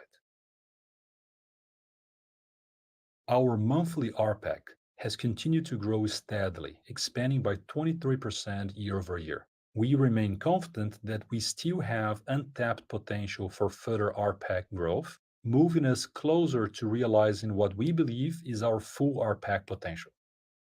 As shown in the second chart, our revenues reached a new record high of $2.4 billion, up 57% year over year, as the increase in active clients, combined with higher RPAC, continue to drive sustained top-line growth. Now, turning our attention to our cards business. Purchase volumes increased 29% to $32.6 billion in the fourth quarter. For the full year, purchase volumes reached more than $111 billion, up 37% over 2022. This strong performance underscores the power of our product cross-sell, upsell, and customer engagement capabilities. The chart on the right depicts the correlation between purchase volumes and the aging of customer cohorts. Most of our purchase volumes originate from our more established customer cohorts, characterized by higher monthly spending compared to recent cohorts. While there is an initial disparity between newer and older cohorts, both show a clear upward trend in consumption over time. Effectively, when we look into a constant initial risk basis, there is a clear uptrend in the spending patterns of our card's customers. We believe the compounding effect of integrating millions of new customers each quarter, coupled with the gradual shift to higher spending patterns, will continue to fuel the future growth of purchase volumes. We believe we currently hold a 13.8% share of the credit card market in Brazil in terms of purchase volumes, up 150 basis points from a year ago. As our market presence strengthens, our confidence in capturing additional share in the future grows. This confidence is rooted in the steady pace of customer acquisition and their strengthening relationships with us. Our consumer finance portfolio, comprising credit cards and personal loans, posted another increase this quarter, up 49% year-over-year to $18.2 billion. This growth was boosted by expansions in both product categories. The credit card portfolio expanded by 44% year-over-year to $14.5 billion. We attribute this growth to the onboarding of new customers to our ecosystem and our low and grow focused approach. Our personal loan portfolio is a highlight this quarter, increasing 76% year-over-year and reaching $3.7 billion. Our personal loan cohorts have maintained expected credit behaviors following the same trends observed in the prior quarter, allowing us to increase originations for yet another quarter. We believe there are significant opportunities to continue to expand our loan book while we seek attractive returns and robust credit resilience. As we have previously mentioned, this may result in intentionally higher delinquency rates, but our aim is to ensure that these can be more than offset by additional revenues, resulting in higher risk-adjusted net interest margins. Now, let's take a deeper look at the breakdown of interest-earning loans within our credit card portfolio. We continue to pursue our strategy of increasing the share of credit card loans that earn interest, with special emphasis on Pix and Boleto financing. This has driven sustained growth of our interest-earning installment balance, which now accounts for 23% of our total credit card loan portfolio. Our goal is to capitalize on the increasing adoption of Pix in Brazil, where we remain the leading provider of Pix services in the country. As of December 2023, over 35% of our active credit card customers were active users of Pix financing feature. We believe that this type of financing offers an attractive risk-adjusted rate of return, allowing us to expand the monetization of our credit card business beyond fee generations, while also unlocking substantial value as we fulfill an important customer need. However, we have intentionally not increased our share of revolving receivables, which even compressed sequentially to 6% of our total receivables this quarter. In turn, our total IEP balance, including revolving, is at 29% of the portfolio this quarter, compared to 23% of the market. Our personal loan portfolio, composed of both unsecured and secured loans, remains resilient and aligned with our expectations for asset quality. Originations doubled year-over-year, reaching 10 billion reais in the quarter. Secure personal loans are growing according to plan, with originations in the quarter reaching 10% of the total versus 3% in the previous quarter. Over the past year, we have made substantial progress in broadening our lending product portfolio, introducing new secured and unsecured loans to cater to a wider range of customer needs. On the secure front, we now offer payroll loans for federal public servants and retirees, and FGTS and investment-backed loans for the wider Brazilian population. While these new products may not have yet significantly impacted origination volumes or the credit portfolio, we believe they laid the groundwork for continued growth and contribute to the development of an even more resilient credit book in the years to come. Note that our credit yield this quarter was affected by the loan mix. As secured personal loans by definition have lower interest rates, an increase in originations of these loans will directly impact the average interest rates. The unsecured personal loans yields, however, increase marginally quarter over quarter as we continue to expand eligibility to riskier bands of customers. Moving on to the progress achieved on the funding front. We continue to see a solid trend in the expansion of our deposit base, which increased 38% year over year, reaching $23.7 billion at the end of the year.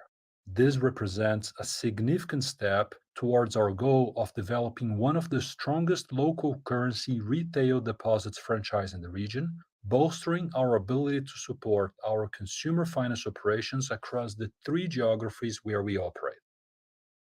In Mexico, we are experiencing significant growth in new cuenta. By the end of the fourth quarter, we had accrued over $1 billion in deposits. Given our growing presence in Mexico, we have decided that from now on, we will show our cost of deposits as a percentage determined by the ratio between the interest income paid to customers and the interbank rates of the countries, namely TIIE for Mexico and CDI for Brazil. Even taking into account this calculation, our cost of deposits for this quarter stood at 80% of the interbank rate, in line with our expectations. This consistently low cost of deposits highlights our progress in harnessing the value of our liability franchise. Our loan-to-deposit ratio, or LDR, stood at 34% versus 35% in the previous quarter, with deposit growth showing sequential acceleration. We are very confident that there is still a lot of room for additional balance sheet optimization ahead of us. Our net interest income, or NII, increased 85% year on year, reaching a new record high of $1.3 billion in the quarter. We believe that the continued growth of our credit card and personal loans portfolio was the key driver of this expansion. We deliver a net interest margin, or NIM, of 18.3%, representing a drop of 0.5 percentage points compared to last quarter, but an increase of 5 percentage points in comparison to 1 year ago. This decrease was mainly attributed to an impact of our collections strategies associated with, but not limited to, Desenrola, which affected two different lines of our P&L in opposite directions, with virtually neutral effect on our gross margin and net income, but with a negative impact on our NIM. Customer discounts on the renegotiated portfolios are booked into the other interest expenses line, so are captured in our NIM. This line was negatively impacted by $60 to $70 million, representing a 90 basis points impact on our NIM. Without this, our NIM would have achieved 19.2%, an increase of 40 basis points quarter over quarter. The P&L line that was positively impacted in a similar amount was recoveries, which is booked deducting the credit loss allowance, so captured in the risk-adjusted net interest margins, which, as Youssef will explain next, continue to evolve favorably. Looking ahead, irrespective of the direction of interest rates, the main lever for future NIMs should be the progression of the company's loan-to-deposit ratio, as our excess deposits are basically invested into public bonds, the remuneration of which is much lower than that of our credit products. Moving to the third pillar of our strategy, maintaining a low cost to serve. We strongly believe that our main competitive advantage is maintaining a low cost to serve, which we aim to keep at or below the $1 level for the foreseeable future. In the fourth quarter of 2023, we successfully realized this goal with a cost to serve per active customer standing at 90 cents, This figure currently remains unchanged on an FX-neutral basis when compared to a year ago, while our RPAC increased by 23%, demonstrating the strong operating leverage of our business model. Our gross profit reached a new quarterly record high, surpassing $1.1 billion, reflecting an 87% year-over-year increase. Moreover, our gross profit margin expanded nearly 5 percentage points to 47.5%, highlighting the margin expansion that began in the third quarter of 2022. Our gross profit margin continues to be positively impacted by ongoing improvements observed on our net interest margin and cost of risk. But the movement this quarter is also amplified by the positive seasonality relative to the purchase volumes of cards, which increased interchange revenues. Looking ahead, we expect annualized gross margins in 2024 to normalize to similar levels of 2023 as our investments in Mexico and Colombia are offset by the margin expansions in Brazil. After that, we expect the expansion trend to resume and gross margin to gradually grow towards 50%. We are fully committed to maintaining operating leverage as a key element of our strategy. During the fourth quarter, our efficiency ratio stood at 36%, an increase in comparison to last quarter, due mostly to two factors. First, we invested more on branding efforts as we advance our strategy into the high-income segment in Brazil and as we progress in Mexico. Those efforts are linked to the company's priorities for 2023, and we are pleased with the solid developments achieved.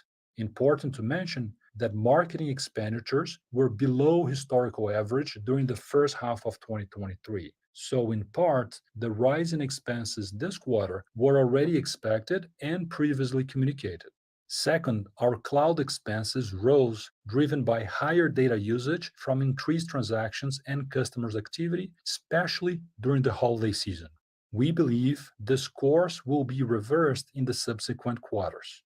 Despite a higher efficiency ratio in the quarter, the efficiency ratio for the full year of 2023 remains strong, achieving 36%, an improvement of 19 percentage points when compared to the previous years. We believe that our level of efficiency positions Nu as one of the most efficient companies in Latin America.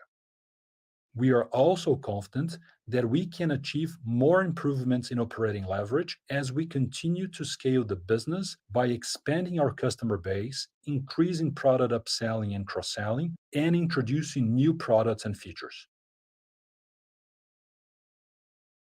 Finally, we delivered another quarter of profitability with a net income for the fourth quarter of $361 million, increasing almost 5x on an FX-neutral basis compared to the previous year. These strong and positive results serve as evidence of the effectiveness of our strategy and business model. Adjusted net income, in turn, reached $396 million in the quarter. While we are satisfied with the results we have achieved to date, let me reinforce that we manage our business with a strong emphasis on long-term value creation. Therefore, our strategy may involve making additional short-term investments to further uncover long-term value creation opportunities. This fourth quarter and 2023 as a whole serve as a clear evidence of our sustainable cost advantages. First, we successfully added around 5 million customers this quarter while keeping what we believe to be one of the lowest cost to acquire among consumer fintechs and banks on a global scale. Second, we maintain our cost to serve consistently low, below the $1 threshold, which we estimate to be approximately 85% lower than that of incumbents, making Nu one of the most efficient financial services companies in Latin America. Third, regarding cost of risk, we have effectively managed credit risk, outperforming competitors on an apples-to-apples basis in terms of delinquency rates, even in the face of a more challenging backdrop. And lastly, on cost of funding, we maintained it at 80% of the blended interbank rates of Brazil and Mexico, while significantly increasing deposits volume, thus closing the negative gap against incumbent banks and widening the positive gap over consumer fintechs. We are very pleased with the results achieved this quarter and for the full year of 2023. We remain confident in our capacity to innovate and scale top-notch products, expand internationally, and continue to operate at low costs. Now, I'd like to hand the call over to Youssef, our President and Chief Operating Officer, who will walk you through some key highlights of our asset quality. Thank you, Lago. Good evening, everyone. I will now take you through some of the highlights of asset quality and credit portfolio health for the fourth quarter of 2023. Let me begin with NPL trends. Our leading indicator, NPL 15 to 90, declined slightly on a sequential basis to 4.1%, in line with our expectations. Our NPL 90+ ratio remains stable sequentially at 6.1%, also in line with our expectations. Recall that this ratio exhibits a stock behavior as loans move through the delinquency buckets rather than a flow behavior. We maintain our strategy of not selling any credit receivables, therefore our NPL rates require no adjustment. And as Lago mentioned earlier, and we've shared last quarter, looking ahead, we see meaningful opportunities to continue to expand our credit portfolio while seeking attractive returns and robust resilience levels. We anticipate that part of that growth will come from expanding down the credit spectrum. And while this may result in intentionally higher delinquency rates, our goal is to ensure that this will be more than offset by additional revenues, leading to even higher risk-adjusted margins as we expand. These two charts provide information about renegotiations in our Brazil credit portfolio. As you can see on the left-hand chart, around 9.6% of balances had been renegotiated by the end of Q4 2023, in comparison to 9.4% in the prior quarter. Following the trend of previous quarters, more than half of these were for loans that were current or less than 15 days late at the time of renegotiation.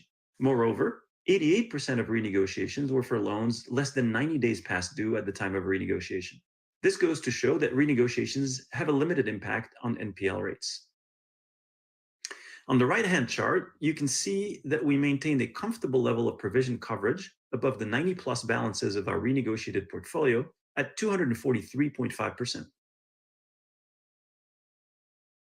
As we mentioned on previous occasions, the growth of our portfolio is what has been driving the bulk of the increase in our credit provisions. This is because we front-load provisions at loan origination in accordance with IFRS 9 standards. This quarter, however, we have incurred a lower credit loss allowance expense than last quarter at $592 million. This was mainly driven by higher credit card and personal loan recoveries as a result of the Desenrola government-sponsored debt renegotiation program, as well as collections initiatives we implemented to capitalize on it. We estimate the size of this impact to be around $60 to $70 million in the fourth quarter credit loss allowance expense. As Lago explained earlier, this is virtually neutral to earnings, as these higher recoveries are offset by discounts that are captured in the other interest expense line item, and which negatively impacted our net interest margin in the quarter. Risk-adjusted net interest margin was not impacted by these two offsetting dynamics and continued to expand, reaching 10.2% in the quarter, up 120 basis points sequentially. This again is a reflection of our pricing for risk and pursuit of resilient returns as we underwrite credit. In conclusion, we are pleased to report another strong set of results this quarter, which reflect the progress we've made and the track record we've built over the years. Our healthy asset quality and robust returns reflect our effective risk-based pricing approach and superior credit underwriting capabilities. We are thrilled about the prospects for continued growth and are confident that we will maintain and expand the strong track record of delivering superior returns going forward. Now, having shared these data and perspectives on credit and asset quality, let me now turn the call back to our founder and CEO, David Vélez, for his concluding remarks. David, back to you. As mentioned earlier, we believe we're in the very early innings of a full transformation of financial services in Latin America and globally. With already close to 100 million customers in Latin America, but owning less than 5% of the financial services revenue in the continent, We think it's imperative we continue investing significantly and responsibly in growth and expansion versus trying to optimize short-term earnings. To give 2 data points around how much we're currently investing. In 2023, our operations in Mexico and Colombia accounted for only 6% of our consolidated revenues, but represented nearly 21% of our headcount. As of the end of Q4 23, approximately 42% of our operational personnel was allocated to growth and moonshot projects, which were not yet operating at scale or not operating at all. In 2024, we will double down on our investments in new products and features, and we will double down on our investments in Mexico and Colombia. While we believe we will continue to operate with healthy levels of profitability, the opportunities we have ahead of us are so compelling that we believe it is time for planting, not for harvesting. We find ourselves at a particularly exciting moment where the landscape of the Latin American financial services industry has undergone rapid transformation. The emergence of new players like Nu, coupled with technological advancements and evolving pro-competition regulatory frameworks, presents us with unprecedented opportunities. Moreover, Nu's distinctive position, boasting exceptional access to capital and talent in the Latin American region, sets the stage for our potential success. This opportunity is ours to seize. I would like to end outlining our priorities for 2024, as well as how we believe we should be graded by the market against these objectives. Our first priority is to scale Mexico. Building on the launch of Cuenta Nu and the initiation of deposit and customer scaling last year, success in 2024 entails substantial growth in our customer base in the country, continued expansion of our deposit base, and accelerated credit growth, possibly with new products beyond credit card. Additionally, we plan to launch a number of new products and features, reinforcing cash-in and cash-out solutions, along with ramp-up in primary banking customers. Our second priority is to ramp up secure lending in Brazil. Following the successful launches of payroll lending for federal and public servants in April 2023 and for pensioners and retirees in October 2023, we are reaching approximately 50% of the total addressable market in Brazil today. Operating with interest rates at 20 to 30% discounts compared to the industry average, thanks to our fully digital direct-to-consumer distribution. We have recently introduced the portability functionality. These features enables us to bring credit from our banks and refinance those at lower rates. Success for 2024 entails expanding our portability solution for all eligible customers, adding new contracts to tap into more than 70% of the total addressable market by year end, and rolling out the anticipation of FGTS product for the entire customer base.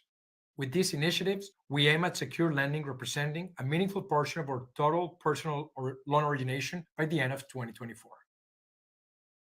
Priority number 3 is to continue advancing into the higher income segment in Brazil. We have refined our segmentation effort by establishing 2 new thresholds: Super Core, encompassing customers with monthly income between 5 and 12,000 reais, and High Income, encompassing customers with monthly income above 12,000 reais. In Brazil, we already serve over 70% of Super Core customers and 60% of High Income customers existing in the market. Hence, our main opportunity is to increase our share of wallet among the customers we already have inside our customer base. Success for 2024 entails further expanding our base of Ultravioleta customers and increasing their usages of our products, launching more products and services tailored for these individuals, and growing the number of our primary bank accounts within these segments. Finally, our fourth priority is making the concept of the money platform tangible and concrete for our customers. The Nubank of the future is a multi-country consumer technology platform that provides products and services in financial services and beyond. And we believe that the compounding effects of real-time payments, open banking, and AI are accelerants for us in this strategic direction. And we want 2024 to mark an inflection point in the products and services we launch, leveraging these technologies. Success in 2024 entails launching several new products and features to our customers that will continue to increase our value proposition while using technology to increase even more our operating leverage. With that, we invite your questions. Thank you for your attention and participation. I'm going to do something We will now stupid start with the my Q&A portfolio. session for investors and analysts. If you wish to ask a question, please click on Raise Your Hand. If your question is answered, you can exit the queue by clicking on Put Your Hand Down. Please limit yourself to one question and a follow-up. If you have further questions, please re-enter the queue. You may submit online questions at any time today using the Q&A box on the webcast. I would now like to turn the call over to Mr. Jörg Friedemann, Investor Relations Officer. Thank you very much, operator. And we are going to start the Q&A session with a question posed by Jorge Kuri from Morgan Stanley. Hi, everyone. Thanks for the opportunity to ask questions, and congrats on the great numbers for the quarter and the year. I wanted to ask about payroll loans, and if you can give us some flavor of how are you winning on payroll loans? Evidently, David said at the very end that you're offering prices that are well below what the incumbents are offering. Is this just across the board for all the clients?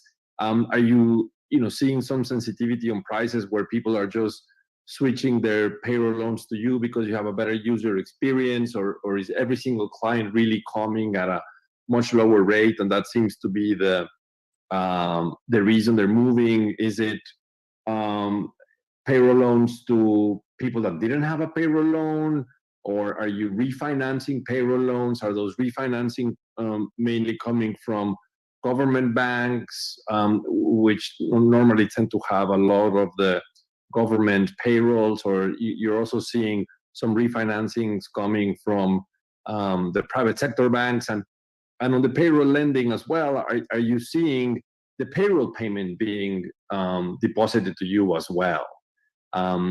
That would be my first question. And if you don't mind, I would add a second question about one of your priorities for 2024.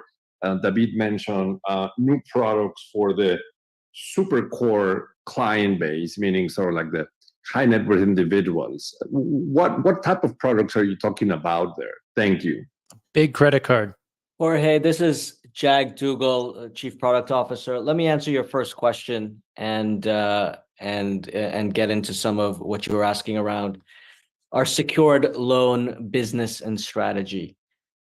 A couple of key points that I would make. First of all, about equal volumes of our secured loan origination in Q4 came from FGTS, social loans against the Social Security savings of customers, and then from Consignado, particularly the federal employees, SIAPI, and the retirees.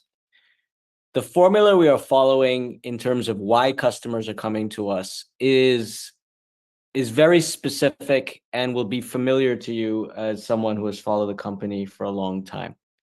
We offer a dramatically simplified digital mobile experience, 100% mobile. Because we are able to offer that service direct to consumer, helping to make our costs very low, that allows us, as David talked about, to offer a significantly lower price than the market average. And that's a pretty powerful flywheel where customers come both for the simplicity of the experience and also for the superior price. And we have found this to be a market where consumers are very price sensitive. Another aspect of your question was, are customers switching from other places? A couple of key points to make here. All of the customers to which we are offering these secured loans are current new bank customers. So we are fishing in our own fishbowl, not out in the open sea.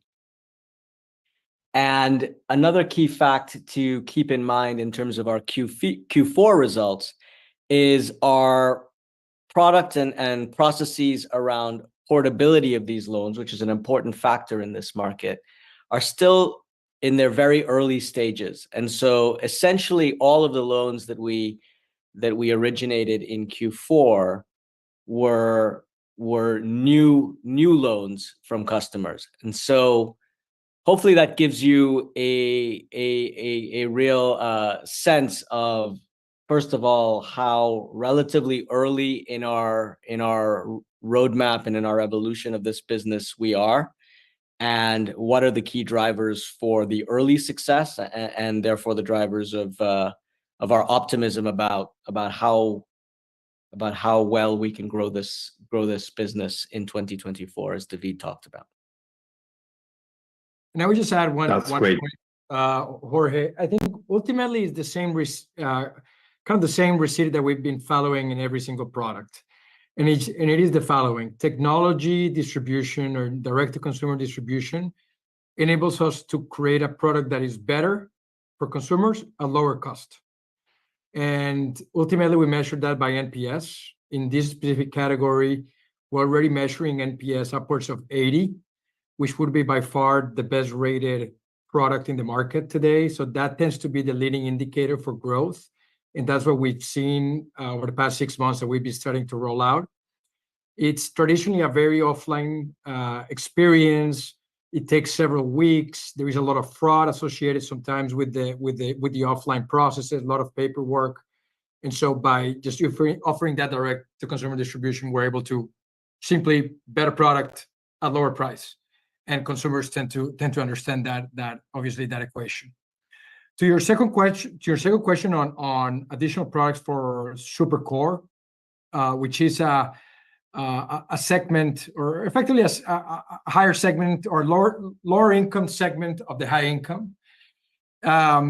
We are preparing to invest significantly in software related solutions. We think we don't necessarily compete well in the offline world where there are branches required. And we always said that if you need cash, if you need offline distribution, we're not well positioned there to compete.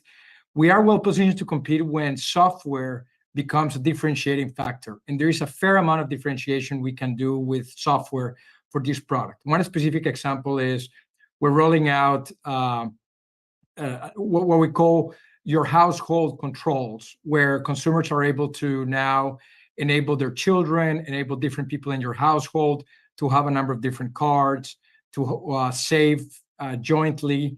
And that type of product solve a pretty significant pain for these households. We tend to see use cases where the main person in the household got a Nubank card, but then gave that card to their younger son or to the driver. So it's being used, but it's not being used as the primary card. By adding a number of software capabilities, which by the way are relatively hard to program, we think we're going to be able to solve a big pain point for consumers, and happens to also have certain network effects that we tend to like a lot. So just like that theme of social, there is a number of themes that we will be implementing this year that we think will significantly improve the value proposition and allow us to play in an environment of software and online where we think we can win, versus necessarily competing with incumbents in areas or in regions where we don't really have a possibility of competing. Thanks for the detailed explanations, and congrats again, David. Thank you, Jorge. And our second question comes from the line of Tito Labarta, Goldman Sachs. Hi, hi, good evening, everyone. Thank you for the call and taking my question. Lago, you mentioned that you expect gross margin, I guess, to be relatively stable this year, given the investments that you're making. Just hoping if you can clarify a little bit, is this because you expect provisions to be higher as you grow the loan portfolio? Is it interest expenses as you're growing deposits in Mexico where you're remunerating at a higher rate? Is it transactional expenses? Just to understand what's going to keep that gross margin somewhat stable-ish this year. And then just one second point to clarify, the renegotiated discounts that impacted margin and provisions this quarter, is that a one-time thing, or should we expect that going forward as well, or does that reverse next quarter? Thank you. Tito, thanks so much for your question. Let me try to address both of them. I think first on the gross margin, we will largely see two effects throughout 2024 in our expectations. Number one, our Brazilian operations are expected to continue to post expanding net interest margins and expanding risk-adjusted net interest margins, primarily as we continue to grow the size of our credit book and optimize our balance sheet. On the other hand, we do expect to make additional investments, and as David mentioned, to double down our resource allocations to Mexico and Colombia. And those are markets that are less mature than Brazil, and therefore, the faster we grow in those markets, especially given the expected credit loss provisioning, we will have to make additional investments in terms of a P&L. The combination of those two effects, expanding margins in Brazil and additional investments in Mexico and Colombia, are largely to be offset, and therefore, we do not expect our gross profit margins to evolve materially away from the zip code where it was in 2023. So that's the first question. The second question on the collections, we do have, just to recap, the explanation in which we had, on one hand, additional discounts that we provided to our consumers, order of magnitude $60 to $70 million. On the other hand, additional recoveries that we had, also in relatively similar amounts of $60 to $7 billion, which were neutral to our P&L and neutral to gross profits. Although Desenrola has announced that it will continue throughout the first quarter of 2024, we do expect that most of these impacts would have been seen in the fourth quarter of 2023. So we will likely see some additional impact of this, Tito, throughout the first quarter, but in a much less pronounced manner than in the fourth quarter of 2023. Okay, that's very clear, Lago. Thank you for that. If I can ask just one follow-up, just to clarify. So on the additional investments in Mexico and Colombia, will those come sort of below the gross margin or the gross profit line? So will that impact operating expenses? I guess, how do you think about efficiency, for 2024? If you can get some color on that. Yeah, so I think most of the investments in Mexico and Colombia, Tito, will come above the gross profit line, namely in CLA and interest expenses, as we basically increase the growth pace of our interest-earning assets and as we increase the volume of deposits in those countries. We do expect efficiency ratio, not only for Brazil, but also on a consolidated basis, to post continuous improvements throughout 2024 and beyond. Okay, that's very clear. Thank you, Lago, and congrats on the results. Thanks, Tito. And our next question comes from the line of Mario Pierri at BofA. Hi, everybody. Good evening. Thanks for the opportunity. My question is related to Mexico. Can you give us a little bit more color or the profile of clients that you're attracting in the country? Clearly, right, like you are attracting clients by having a high remuneration on deposits. So I would imagine these are probably you're attracting more the higher income segments. You disclosed that you have 5.2 million clients in Mexico. Can you tell us how many credit cards outstanding you have in Mexico? And then finally, still related to Mexico, right? The choice of remunerating deposits at 15% when the traditional banks are probably remunerating clients around 70% of market rates. So your remuneration is probably twice as large as the traditional bank. So just wanted to get an understanding, how did you come up with this 15%? Is there room for the ratio, for the rate to increase? And then finally, on Mexico, if you can disclose any data on loan book there or what kind of NPLs you're seeing, that'd be great. Thank you very much.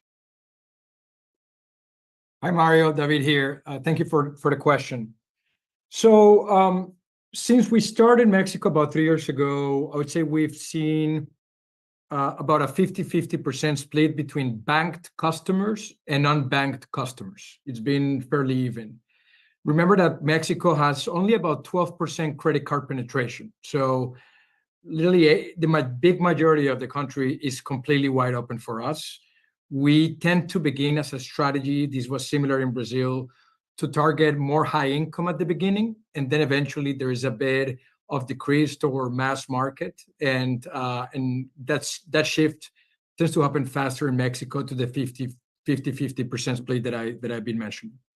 Now, when we decided to increase the yield in Mexico a couple of months ago, the reason why we did that is we saw an opportunity to reposition the deposit product even more attractive to consumers and accelerate the flywheel growth that we were having there.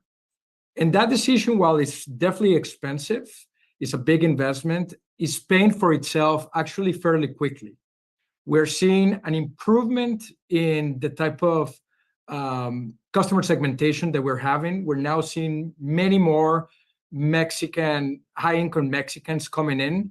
That is having beneficial impacts to credit quality. That's also adding a different type of customer that once you put deposit, it creates a pretty important data point for us, which allows us to take into account in terms of acceptance of the credit card application and even within limits. So we're able to increase limits a bit faster, driving unit economics faster. Obviously, it brings the deposits that we need to be able to really fund the business. As you remember, we start as a monoliner, where the biggest execution risk that we have is not having funding figured out, and we had to depend on other banks to fund ourselves. That risk is gone. It literally went away in 3 months of this new yield. We surpassed significantly any projections that we had on deposit. So in a way, we've removed one of the big execution risks that we had for Mexico, and that's why it was one of our number 3 priorities or top 3 priorities for 2023. So net, it is a big investment that we've decided to do for customers, but it's paying off handsomely, and it puts us in a very different trajectory in terms of growth and momentum in a market that we think is very significant for us. Last thing I'll say versus the banks, I think you're being very generous with competitors in Mexico. When you actually look at some of the biggest incumbents, they actually pay 0. Most customers, especially mass markets, they get no money paid by banks. In fact, they see deposits. Most mass market customers in Mexico are paying the banks to hold their money. They're not even used to the concept of banks paying them for their money. And it's amazing to see the reaction of customers once we start showing them that banks should pay them for their deposits, because they're used to paying a lot of fees and pay 0. So it is indeed a significantly higher and more attractive value proposition than incumbents. It would be extremely expensive for incumbents to match, and we haven't really seen them matching. So I think that positions us very well as an attractive position. It is important to say that even at 15%, where we are, given the economics of the credit card business, it's a unit economics positive move. So it's not that we are making a crazy, irrational decision. It's a positive unit economics at 15%. And then as we scale and we get all these deposits and we improve the value proposition of the account with a lot of the software that we're building and a lot of the cash in and cash out and a lot of the missing features, then we will get to eventually rationalize a bit that expense. And that's exactly what we did in Brazil 2 years ago, when we went from 100% of CDI to 80% of CDI, and we saw the quality of the product improving, not decreasing.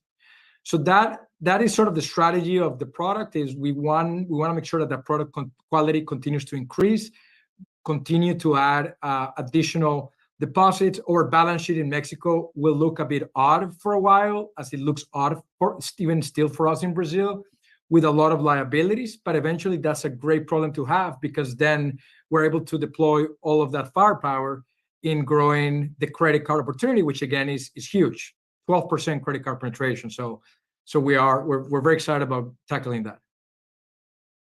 Thanks, David. Let me follow up then on these deposits. Are you seeing how sticky are they? Are you remunerating them from day one, or are you doing some of the type of remuneration like you did in Brazil, that you don't remunerate for the first 30 days? And just the number of total cards standing they have in Mexico now. So customers need to invest in what we have called a cajita, or caixinha. So customers deposit the account and they do invest it in a small box that we have. So far, the deposits have been very low churn, so significant engagement. It's up to us to make sure that that engagement continues, and then we have a number of different capabilities to do that. First one, obviously, is giving a great credit card product, and then add a number of different software features to make sure that those deposits stay. So far, they're staying, and so we feel very good at having the opportunity to make sure that continues to be the case. Unfortunately, in terms of number of just cards, we don't disclose that number. But they continue to accelerate, and we're very happy with those numbers. Okay, thank you very much. Thank you. And our next question comes from the line of Thiago Batista from UBS. Hi guys, are you listening? Yes, we are. Oh, okay. Thanks for the opportunity. My question is about the renegotiated loans. By the way, the slide that you provided is really very helpful. My question is, doing a very simple calculation, we got that the level of provisions over those loans achieved 44% in this 4Q. It was 33 in 4Q 2021, 40% in 4Q 2022. So if you can comment your strategy over those renegotiated loans, and also if it's possible to assume that this level of 45% is the amount that Nu believes it will become losses over those renegotiated loans. Hi, Thiago. This is Yusuf. Thanks for the question. So you are correct in your calculation of the coverage ratio over total receivables outstanding of renegotiated loans. It's around 40-45%. The way I would think about it is it will mirror what happens to the total book in terms of coverage ratios. And you can see that evolution on page 34 of the presentation, where you see both the coverage ratio over total balance and coverage ratio over NPL 90 plus. The dynamic there is similar because as loans move through the delinquency buckets and more go 90 plus, your coverage ratio of total balance goes up. Your coverage ratio of NPL 90 plus tends to be stable, all else equal, right? So that same dynamic applies to renegotiated loans, albeit at a higher rate, because renegotiated loans just exhibit a higher level of inherent risk, as you can see on the analysis we provided. Okay, thanks. Very clear.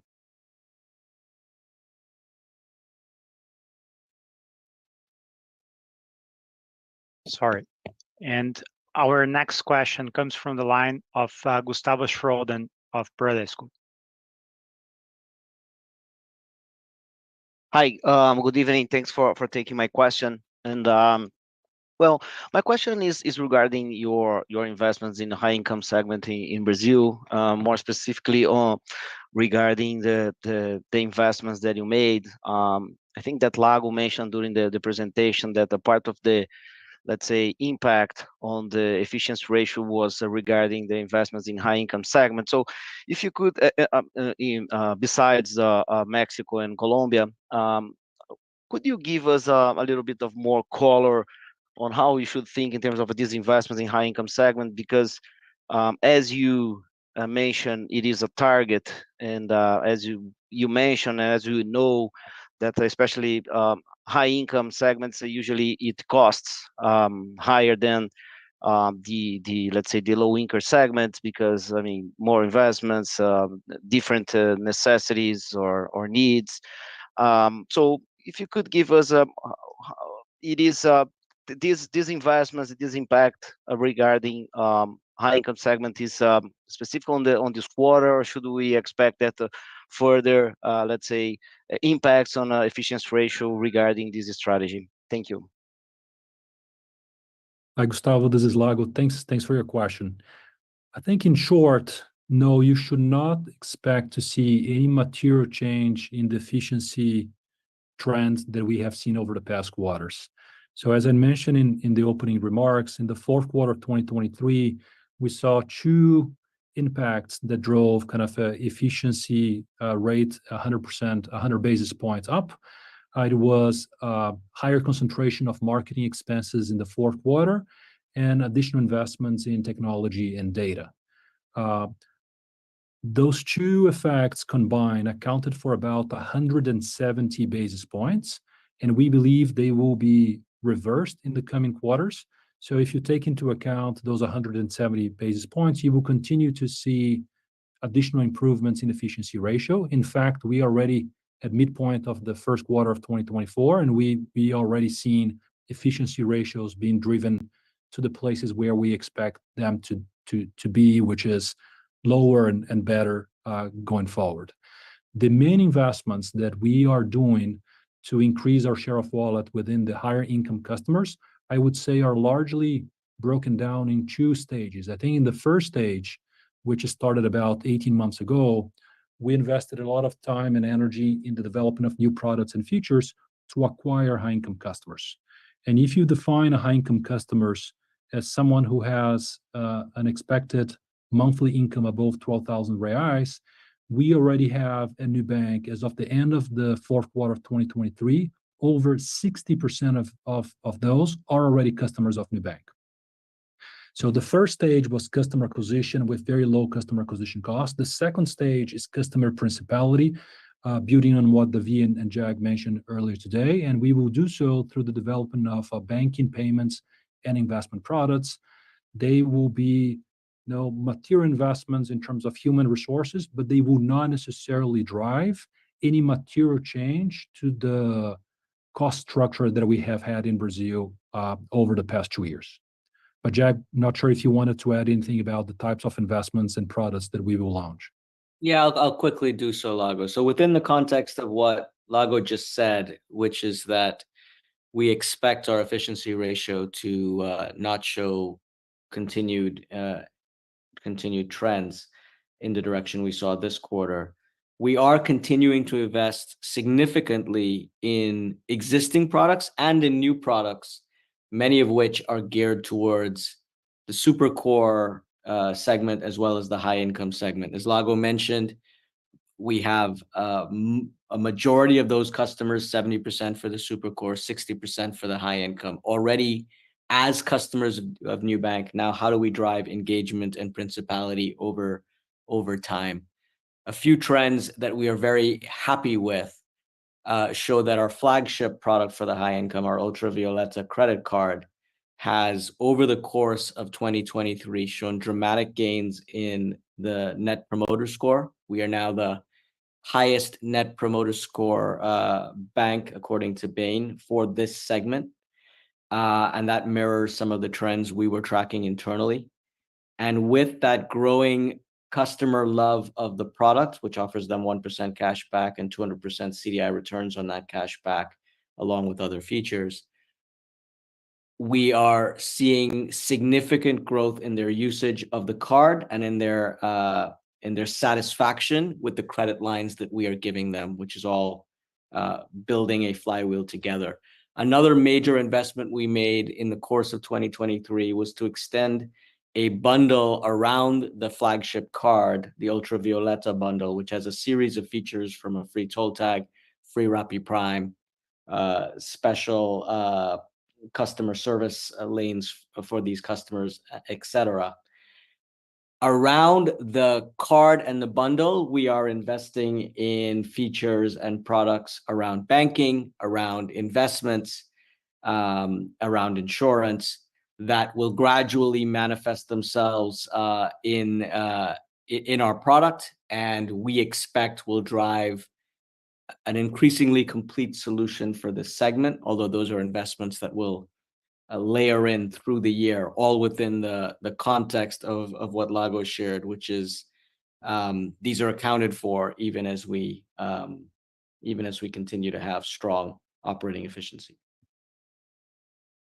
Very clear. Just very clear. Just to follow up on this last part of the answer. You mentioned some products that you have already offered to high income clients, such as some credit products, and the intention to, let's say, if I understood, to accelerate investments in insurance. But could you give us like are you thinking to invest or to offer like a mortgage, auto loans, for these high income clients, or that should be more related to these let's say personal loans and investments and insurance? Just if you could give us a more specific products that you could offer to high income clients besides the credit and insurance and investments. Yes, for sure. What I would say to you is, as David laid out in terms of our overall strategy, our ultimate aim is to serve these customers with a holistic and complete suite of solutions for them. And so the credit card was the place we started in terms of the Ultravioleta card, but we are looking across our suite and looking at our lending products. Many of our secured lending products are actually disproportionately used, for example, by high income customers. We are looking at investments. We are looking at insurance. There are no doubt certain product lines that we probably won't offer for a while. But we are looking across the entire suite of what we have offered in the mass market, and even beyond that, to start with this customer segment, understand their needs, understand where the highest leverage is for them, and ultimately for us, and building products across the suite. So if you look across our product suite, you can rest assured that we are either building or investigating and in discovery for products and features that will serve this segment. Okay, thank you very much. And our next question comes from the line of Eduardo Rosman at BTG Pactual. Hi everyone. Congrats on the numbers. I have a question on regulation in Mexico. Do you believe that there is room for the Mexican regulator to move faster and mimic, some of the big changes the Brazilian central bank did here in Brazil? How important could be, transforming CODI into something like closer to PIX? How can you help, the regulator to understand, that could benefit, penetration of credit in Mexico, showing, what it was done in Brazil. So it would be interesting to hear your thoughts here. Thanks. Yeah, no, thank you for the question. So listen, I think the trend is positive. We've been spending a lot of time with regulators. I think the Brazil case has become an unbelievably clear example, really across Latin America and globally, of what a regulator can do to accelerate financial inclusion and bring more competition to a market. And that example is just too hard to ignore for regulators. So when we went to Mexico about 3 years ago, nobody really understood that. Today, when we engage, that's very clear. As you said, CODI was launched a few years ago. There were a couple of design decisions that didn't really make it successful. I think regulator is going back at it and trying to make it successful. There is real attention and goodwill to see a free digital payment system in Mexico. Again, it's hard to oppose that because the benefit for society and for the country are so clear. So what I would say is I wish it would be a bit faster, but the trend is positive and accelerating. And it would be tough to take the opposite view that in 5 years from now you'll continue to see 12% credit card penetration, or that 5 years from now people will continue to use just cash for everything. That the puck is going in the direction of full digitalization of the economy. That's one of those trends that you can count on really globally. Brazil was fast, Mexico, Colombia were a bit slower, but I think we see the momentum accelerating, and we're definitely trying to play a very active role on that future to come faster, because in a world where finance is digital, in a world of digital payments, in a world of open finance where there is less inertia from consumers to move, when consumers really own their data and they can transpose it to our institutions, then consumer really wins and competition becomes very powerful, becomes the really the possibility to see interest rate coming down, banking costs come down, inclusion goes up. So we think that's where the puck is going in Mexico. We think it's accelerating, and we're definitely an active part of trying to push that forward. Great. Thanks a lot, David. Thank you. And our next question comes from the line of Pedro Leduc at Itaú. Thank you, guys. Good evening. Congrats on the results. I would like to get your help a little bit more on the credit quality or provision expense side. We know this quarter it looked down, right, from 630 million to 590. Of course, you mentioned there the recovery effects, but I would like to get your help a little bit on how much these recovery effects were, and get your sense on the underlying credit trends that you're seeing. For you did mention that gross margins should continue at these levels, at least not for the next quarters. So just getting your sense there on how you're feeling on the credit quality side, making you choose where to grow and when. Thank you. Hi, Pedro. So on the credit loss allowance expense itself, as Lago and I mentioned in our earlier remarks, the 590 or so million number was impacted favorably by recoveries in the order of about 60 to 70 million dollars in the quarter, right? So you can do the math of what would have happened without that effect. It would have been around 650, 660. So it would have increased by an amount that's kind of similar in magnitude to the increase from Q3 to Q4, right? And most of that increase is from growth of the credit book. Now, from a going forward standpoint, I expect maybe a little bit of a residual impact of additional recoveries in Q1, as Lago mentioned a few minutes ago, but I don't think it will be the same order of magnitude. So I expect the trend to kind of resume looking like prior quarters as we continue to expand the credit book. Some of that expansion, as I said last quarter and earlier today, some of that expansion and growth will come from going further down the risk spectrum. So, it might cause higher NPLs, but we think it'll be, and therefore higher provisions, but we think it will be more than paid for in the form of higher returns and robust resilience. So that's generally how I would think about it. That's great. Thank you so much. I may with a second and follow up on this. Of course, your NII post cost of risk and making up for it. You mentioned you hit 23 ROE this quarter. Of course, reinvesting into growth, and I know it's hard to pick apart which business is doing what. But if you could help us maybe with a broad range, on how much you're reinvesting at this point from this ROE figure, and if this ratio is going to grow or be maintained or even fall a little bit given the others funding it into 2024. Thank you. Pedro, I believe the best way to address your question is if you take a look at our cost structure in general, about 55 to 60% of our cost structure is largely payroll related.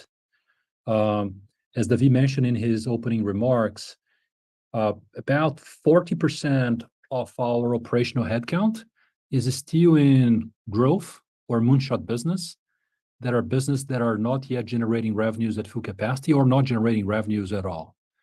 So this just gives you a sense of the allocation of our resources to business that are not considered to be our core profit generating business. If we were to optimize for the long term or for the short term, we would be able to post materially better results, but that's not the case. We are in the planting season, we are not in the harvesting season. So we do expect in the long term that ROEs in both Brazil and on a consolidated basis can expand further. And we are investing heavily for that And by investing, we are investing primarily on human resources and technology. That's so great help. Thank you, Lago. Thanks, Pedro. And our next question comes from the line of Rafael Frade from Citi. Hi, guys. Good evening. So my question is related to your capital position. You mentioned the previous quarter that your capital position was around $4.5 billion, but in this quarter it was 5.4.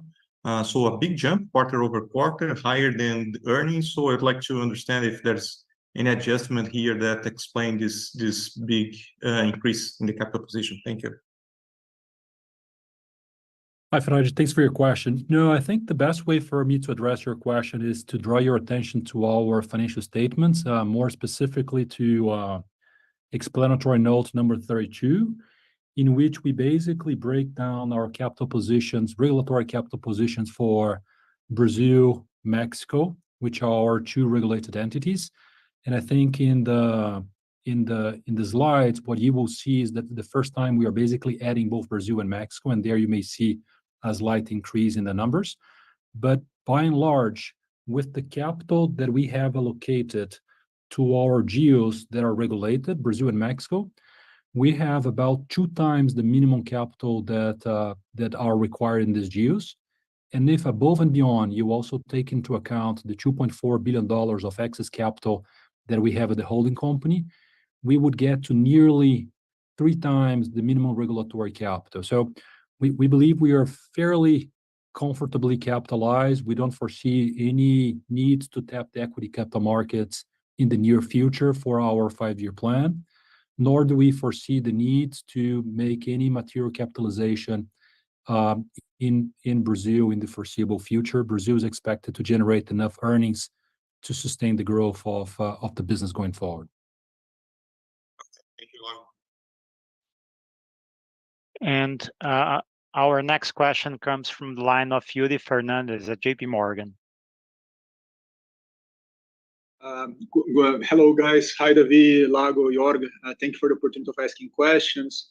I have a follow-up on Mexico and on your deposit franchise. It's pretty impressive, $1 billion in Mexico. And again, it has been growing very fast since November.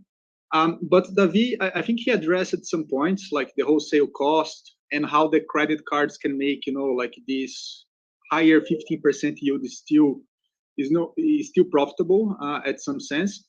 But my question is that your deposits are now growing much faster than loans, right? We just have the regulatory data for November. And I think you had around $800 million of loans in Mexico. So now you have more deposits than loans. That basically implies that you kind of have a negative spread here, right? You're paying 15, actually, I think 16, right? Because 15 is net of taxes. So my point is about Mexican losses, right? Maybe, I think Lago already addressed these, but I don't know. I think maybe it's the right strategy, but maybe we could see higher losses from Mexico in 24 or 25. So I would like to address this. If you keep the 15% yield, even if you don't have the same counterpart on loans, basically buying a security from the government around 11.25. And then I can do a follow-up on this question. Thank you very much. No, great. No, this is the right question. So we absolutely see this as a way to accelerate credit as well. We always say that your right leg cannot go faster than your left leg. We started effectively only with a right leg, just with credit. When we launch deposits, we have a left leg. Now we have the challenge of coordinating ourselves, and it's a tough problem because you are not able to ex ante price for perfection the yield. In an ideal world, you would have perfect information and you have the absolute pricing so that it would build the product that you want. It optimizes. It's an NPV maximization problem, and in an ideal world, you can get to that price immediately. We prefer to start high because it's important to create the right impression for consumers, and there tends to be an advantage when you are positioned as the clear category king. That's what we are striving for in Mexico. once you have that position versus consumers and you start getting significant percentage of the market, then a lot of the flywheels really start turning. And so in that sense, you're right that suddenly deposits start growing faster than credit. But as I said, now we start seeing the second order benefit. We're seeing higher income Mexicans coming in, which allows us to increase credit card acceptance rate for our customers. It allows us to increase limits, which increases IBB for credit cards. It brings more customers in. Net, we have to spend less in marketing. And so overall, I think this is a big investment for us. As I said, we are looking at these investment decision very carefully, optimizing for the long term, as I said. But it will be a continuous recalibration of this exercise.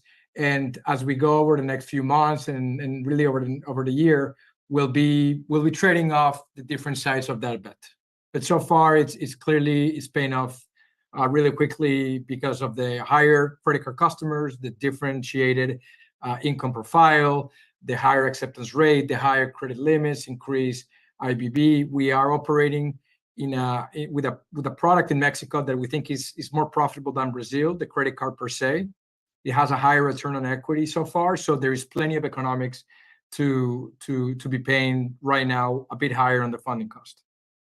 No, thank you, David. I was in Mexico last week, and it's impressive, the word of mouth of this deposit strategy. If I may, just a quick one here on the eligible unsecured credit customers for you. I think you have a slide on this, 15.5 million, one of the last slides of the presentation. I was checking the third quarter, and you had like around 18 million eligible unsecured credit customers in the previous quarter. So it basically implies that this number was down 3 million.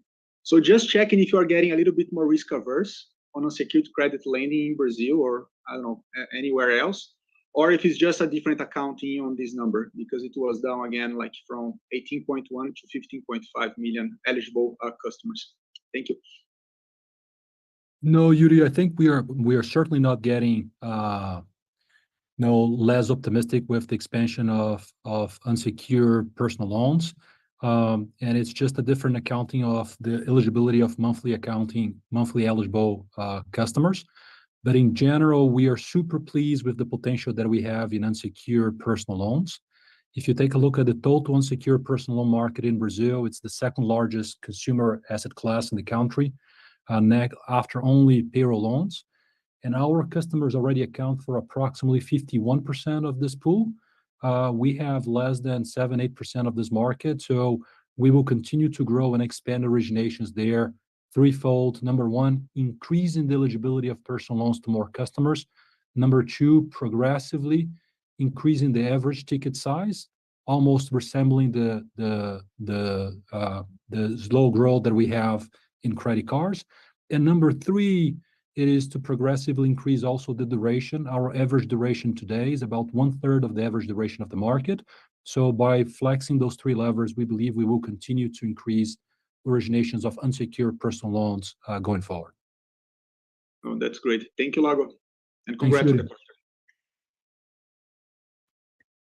As we already surpassed 90 minutes of the call, we are now concluding today's call. So on behalf of Nu Holdings and of our investor relations team, I want to thank you very much for your time and participation in our earnings call today.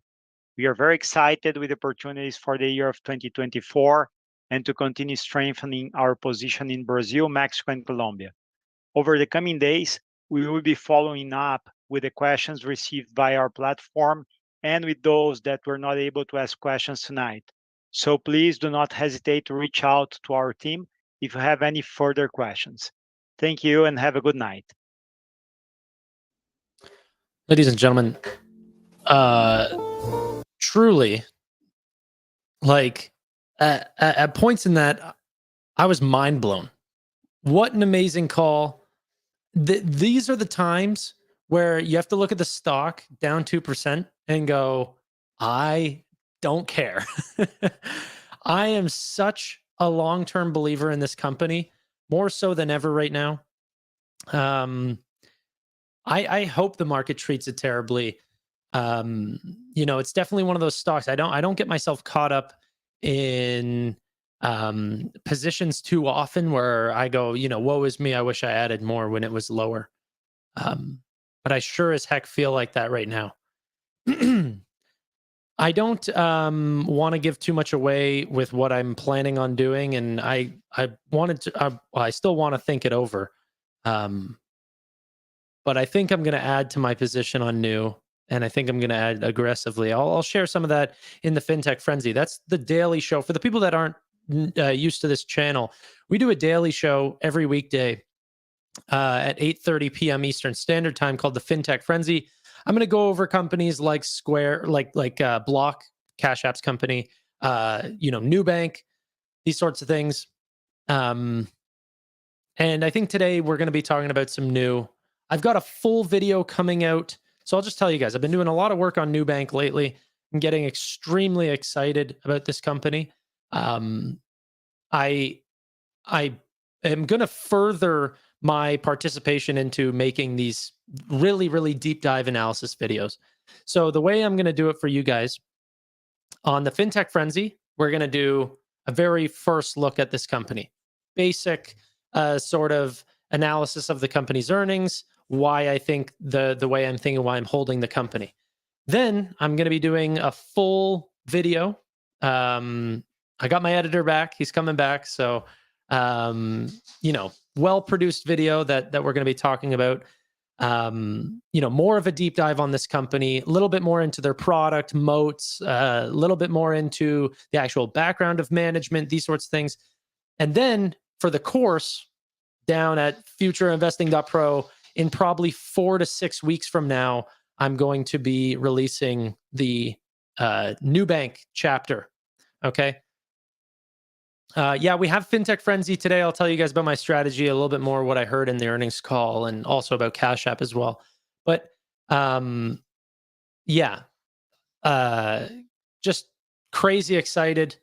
I love whenever I see a $50 billion company say that 42% of their headcount, which they have been lowering recently, is for moonshot projects. And things like going after Mexico, going after Colombia, going after non-financial products and really expanding that moat, going after high net worth individuals. And, it's funny whenever the analysts come on the call and they say, hey, you know what your problem is? You're growing deposits too fast, and that's going to lead to a negative spread. Shut up! I don't know what to say, man. I'm it's crazy how, I don't know. We'll talk about that more at 8:30. So much fun.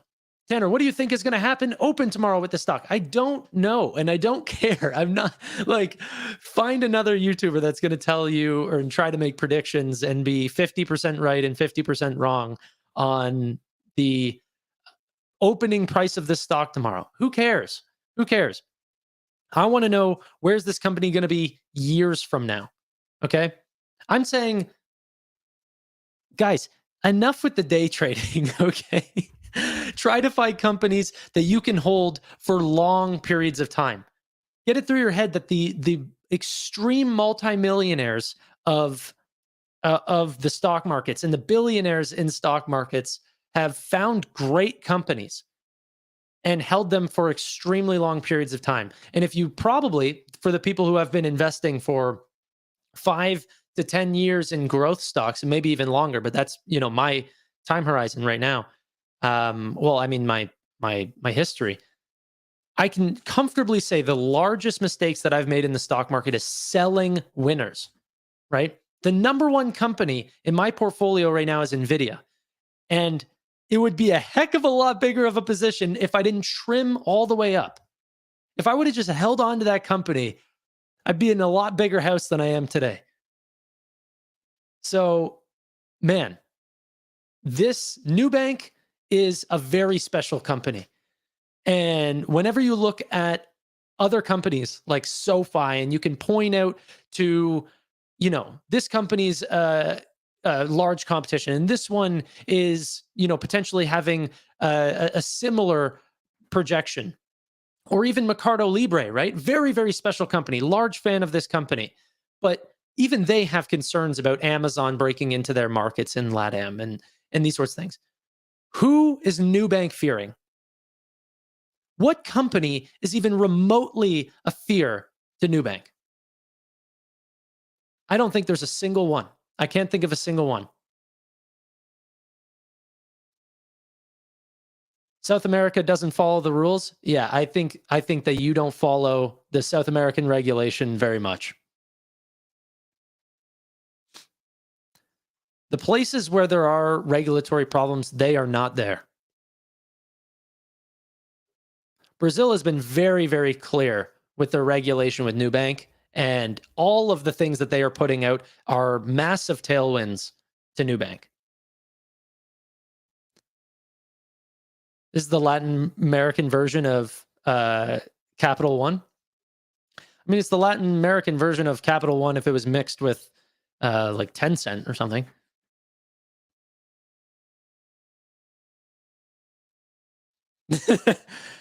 Carl says, Nubank is the one who knocks.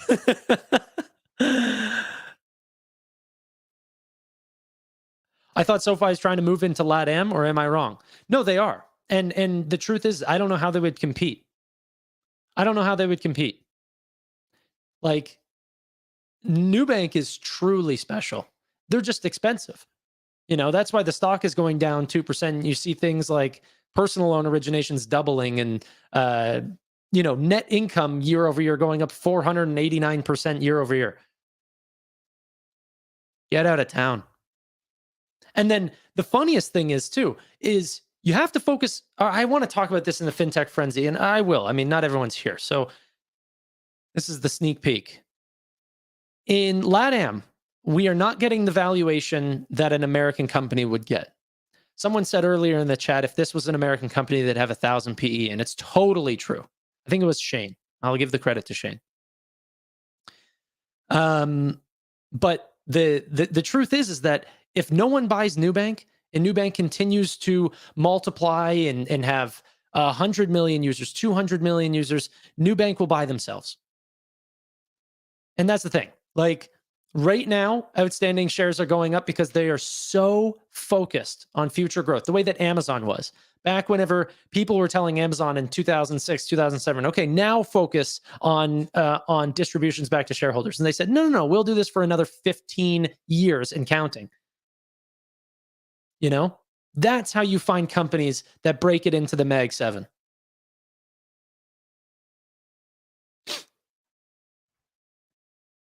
Maybe Rappi, Revolut, or Wise are competitors? Yeah, okay, you tell me the customer counts and the growth rates of all of those companies, because I know those growth rates. Here, I'll show you one image, and I probably am not even allowed to share it, but I'll do it anyways. I'll lose my monetization to potentially show this to you guys. This is a paid report. You guys want really, really good research? Buy it. Here, I'll show you this. Wait, but shh, don't tell anyone. Where the heck is the sheet?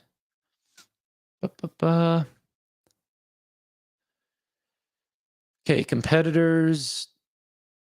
I'm going through a report that was done recently talking about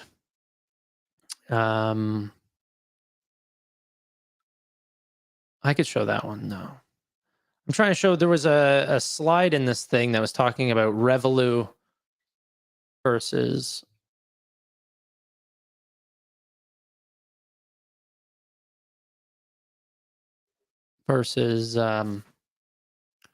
Nubank. I thought it would have been easier to. Okay, here it is.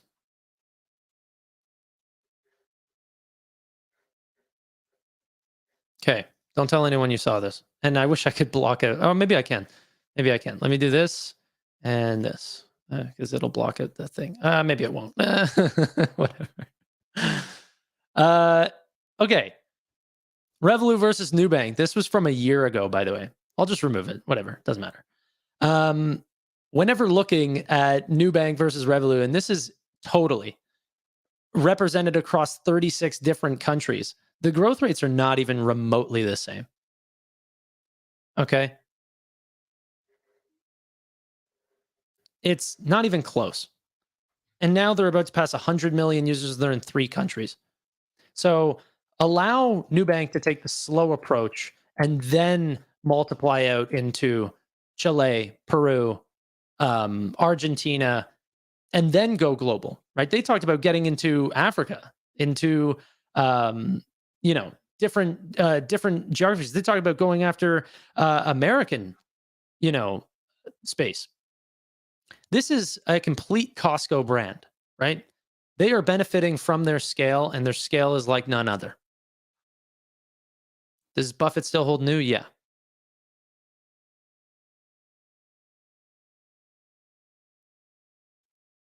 All right, ladies and gentlemen, thank you so much. We've been streaming for almost 3 hours. It was a lot of fun. But Revolut is not real competition. There is a ton okay. There's a ton of competitors on the fintech space. It's not like there's no competitors in the Nubank side. But the truth is none of them have the same growth rates. That's the thing. The market capture for Nubank continues to accelerate. I gotta go. I'll talk to you guys later. Bye.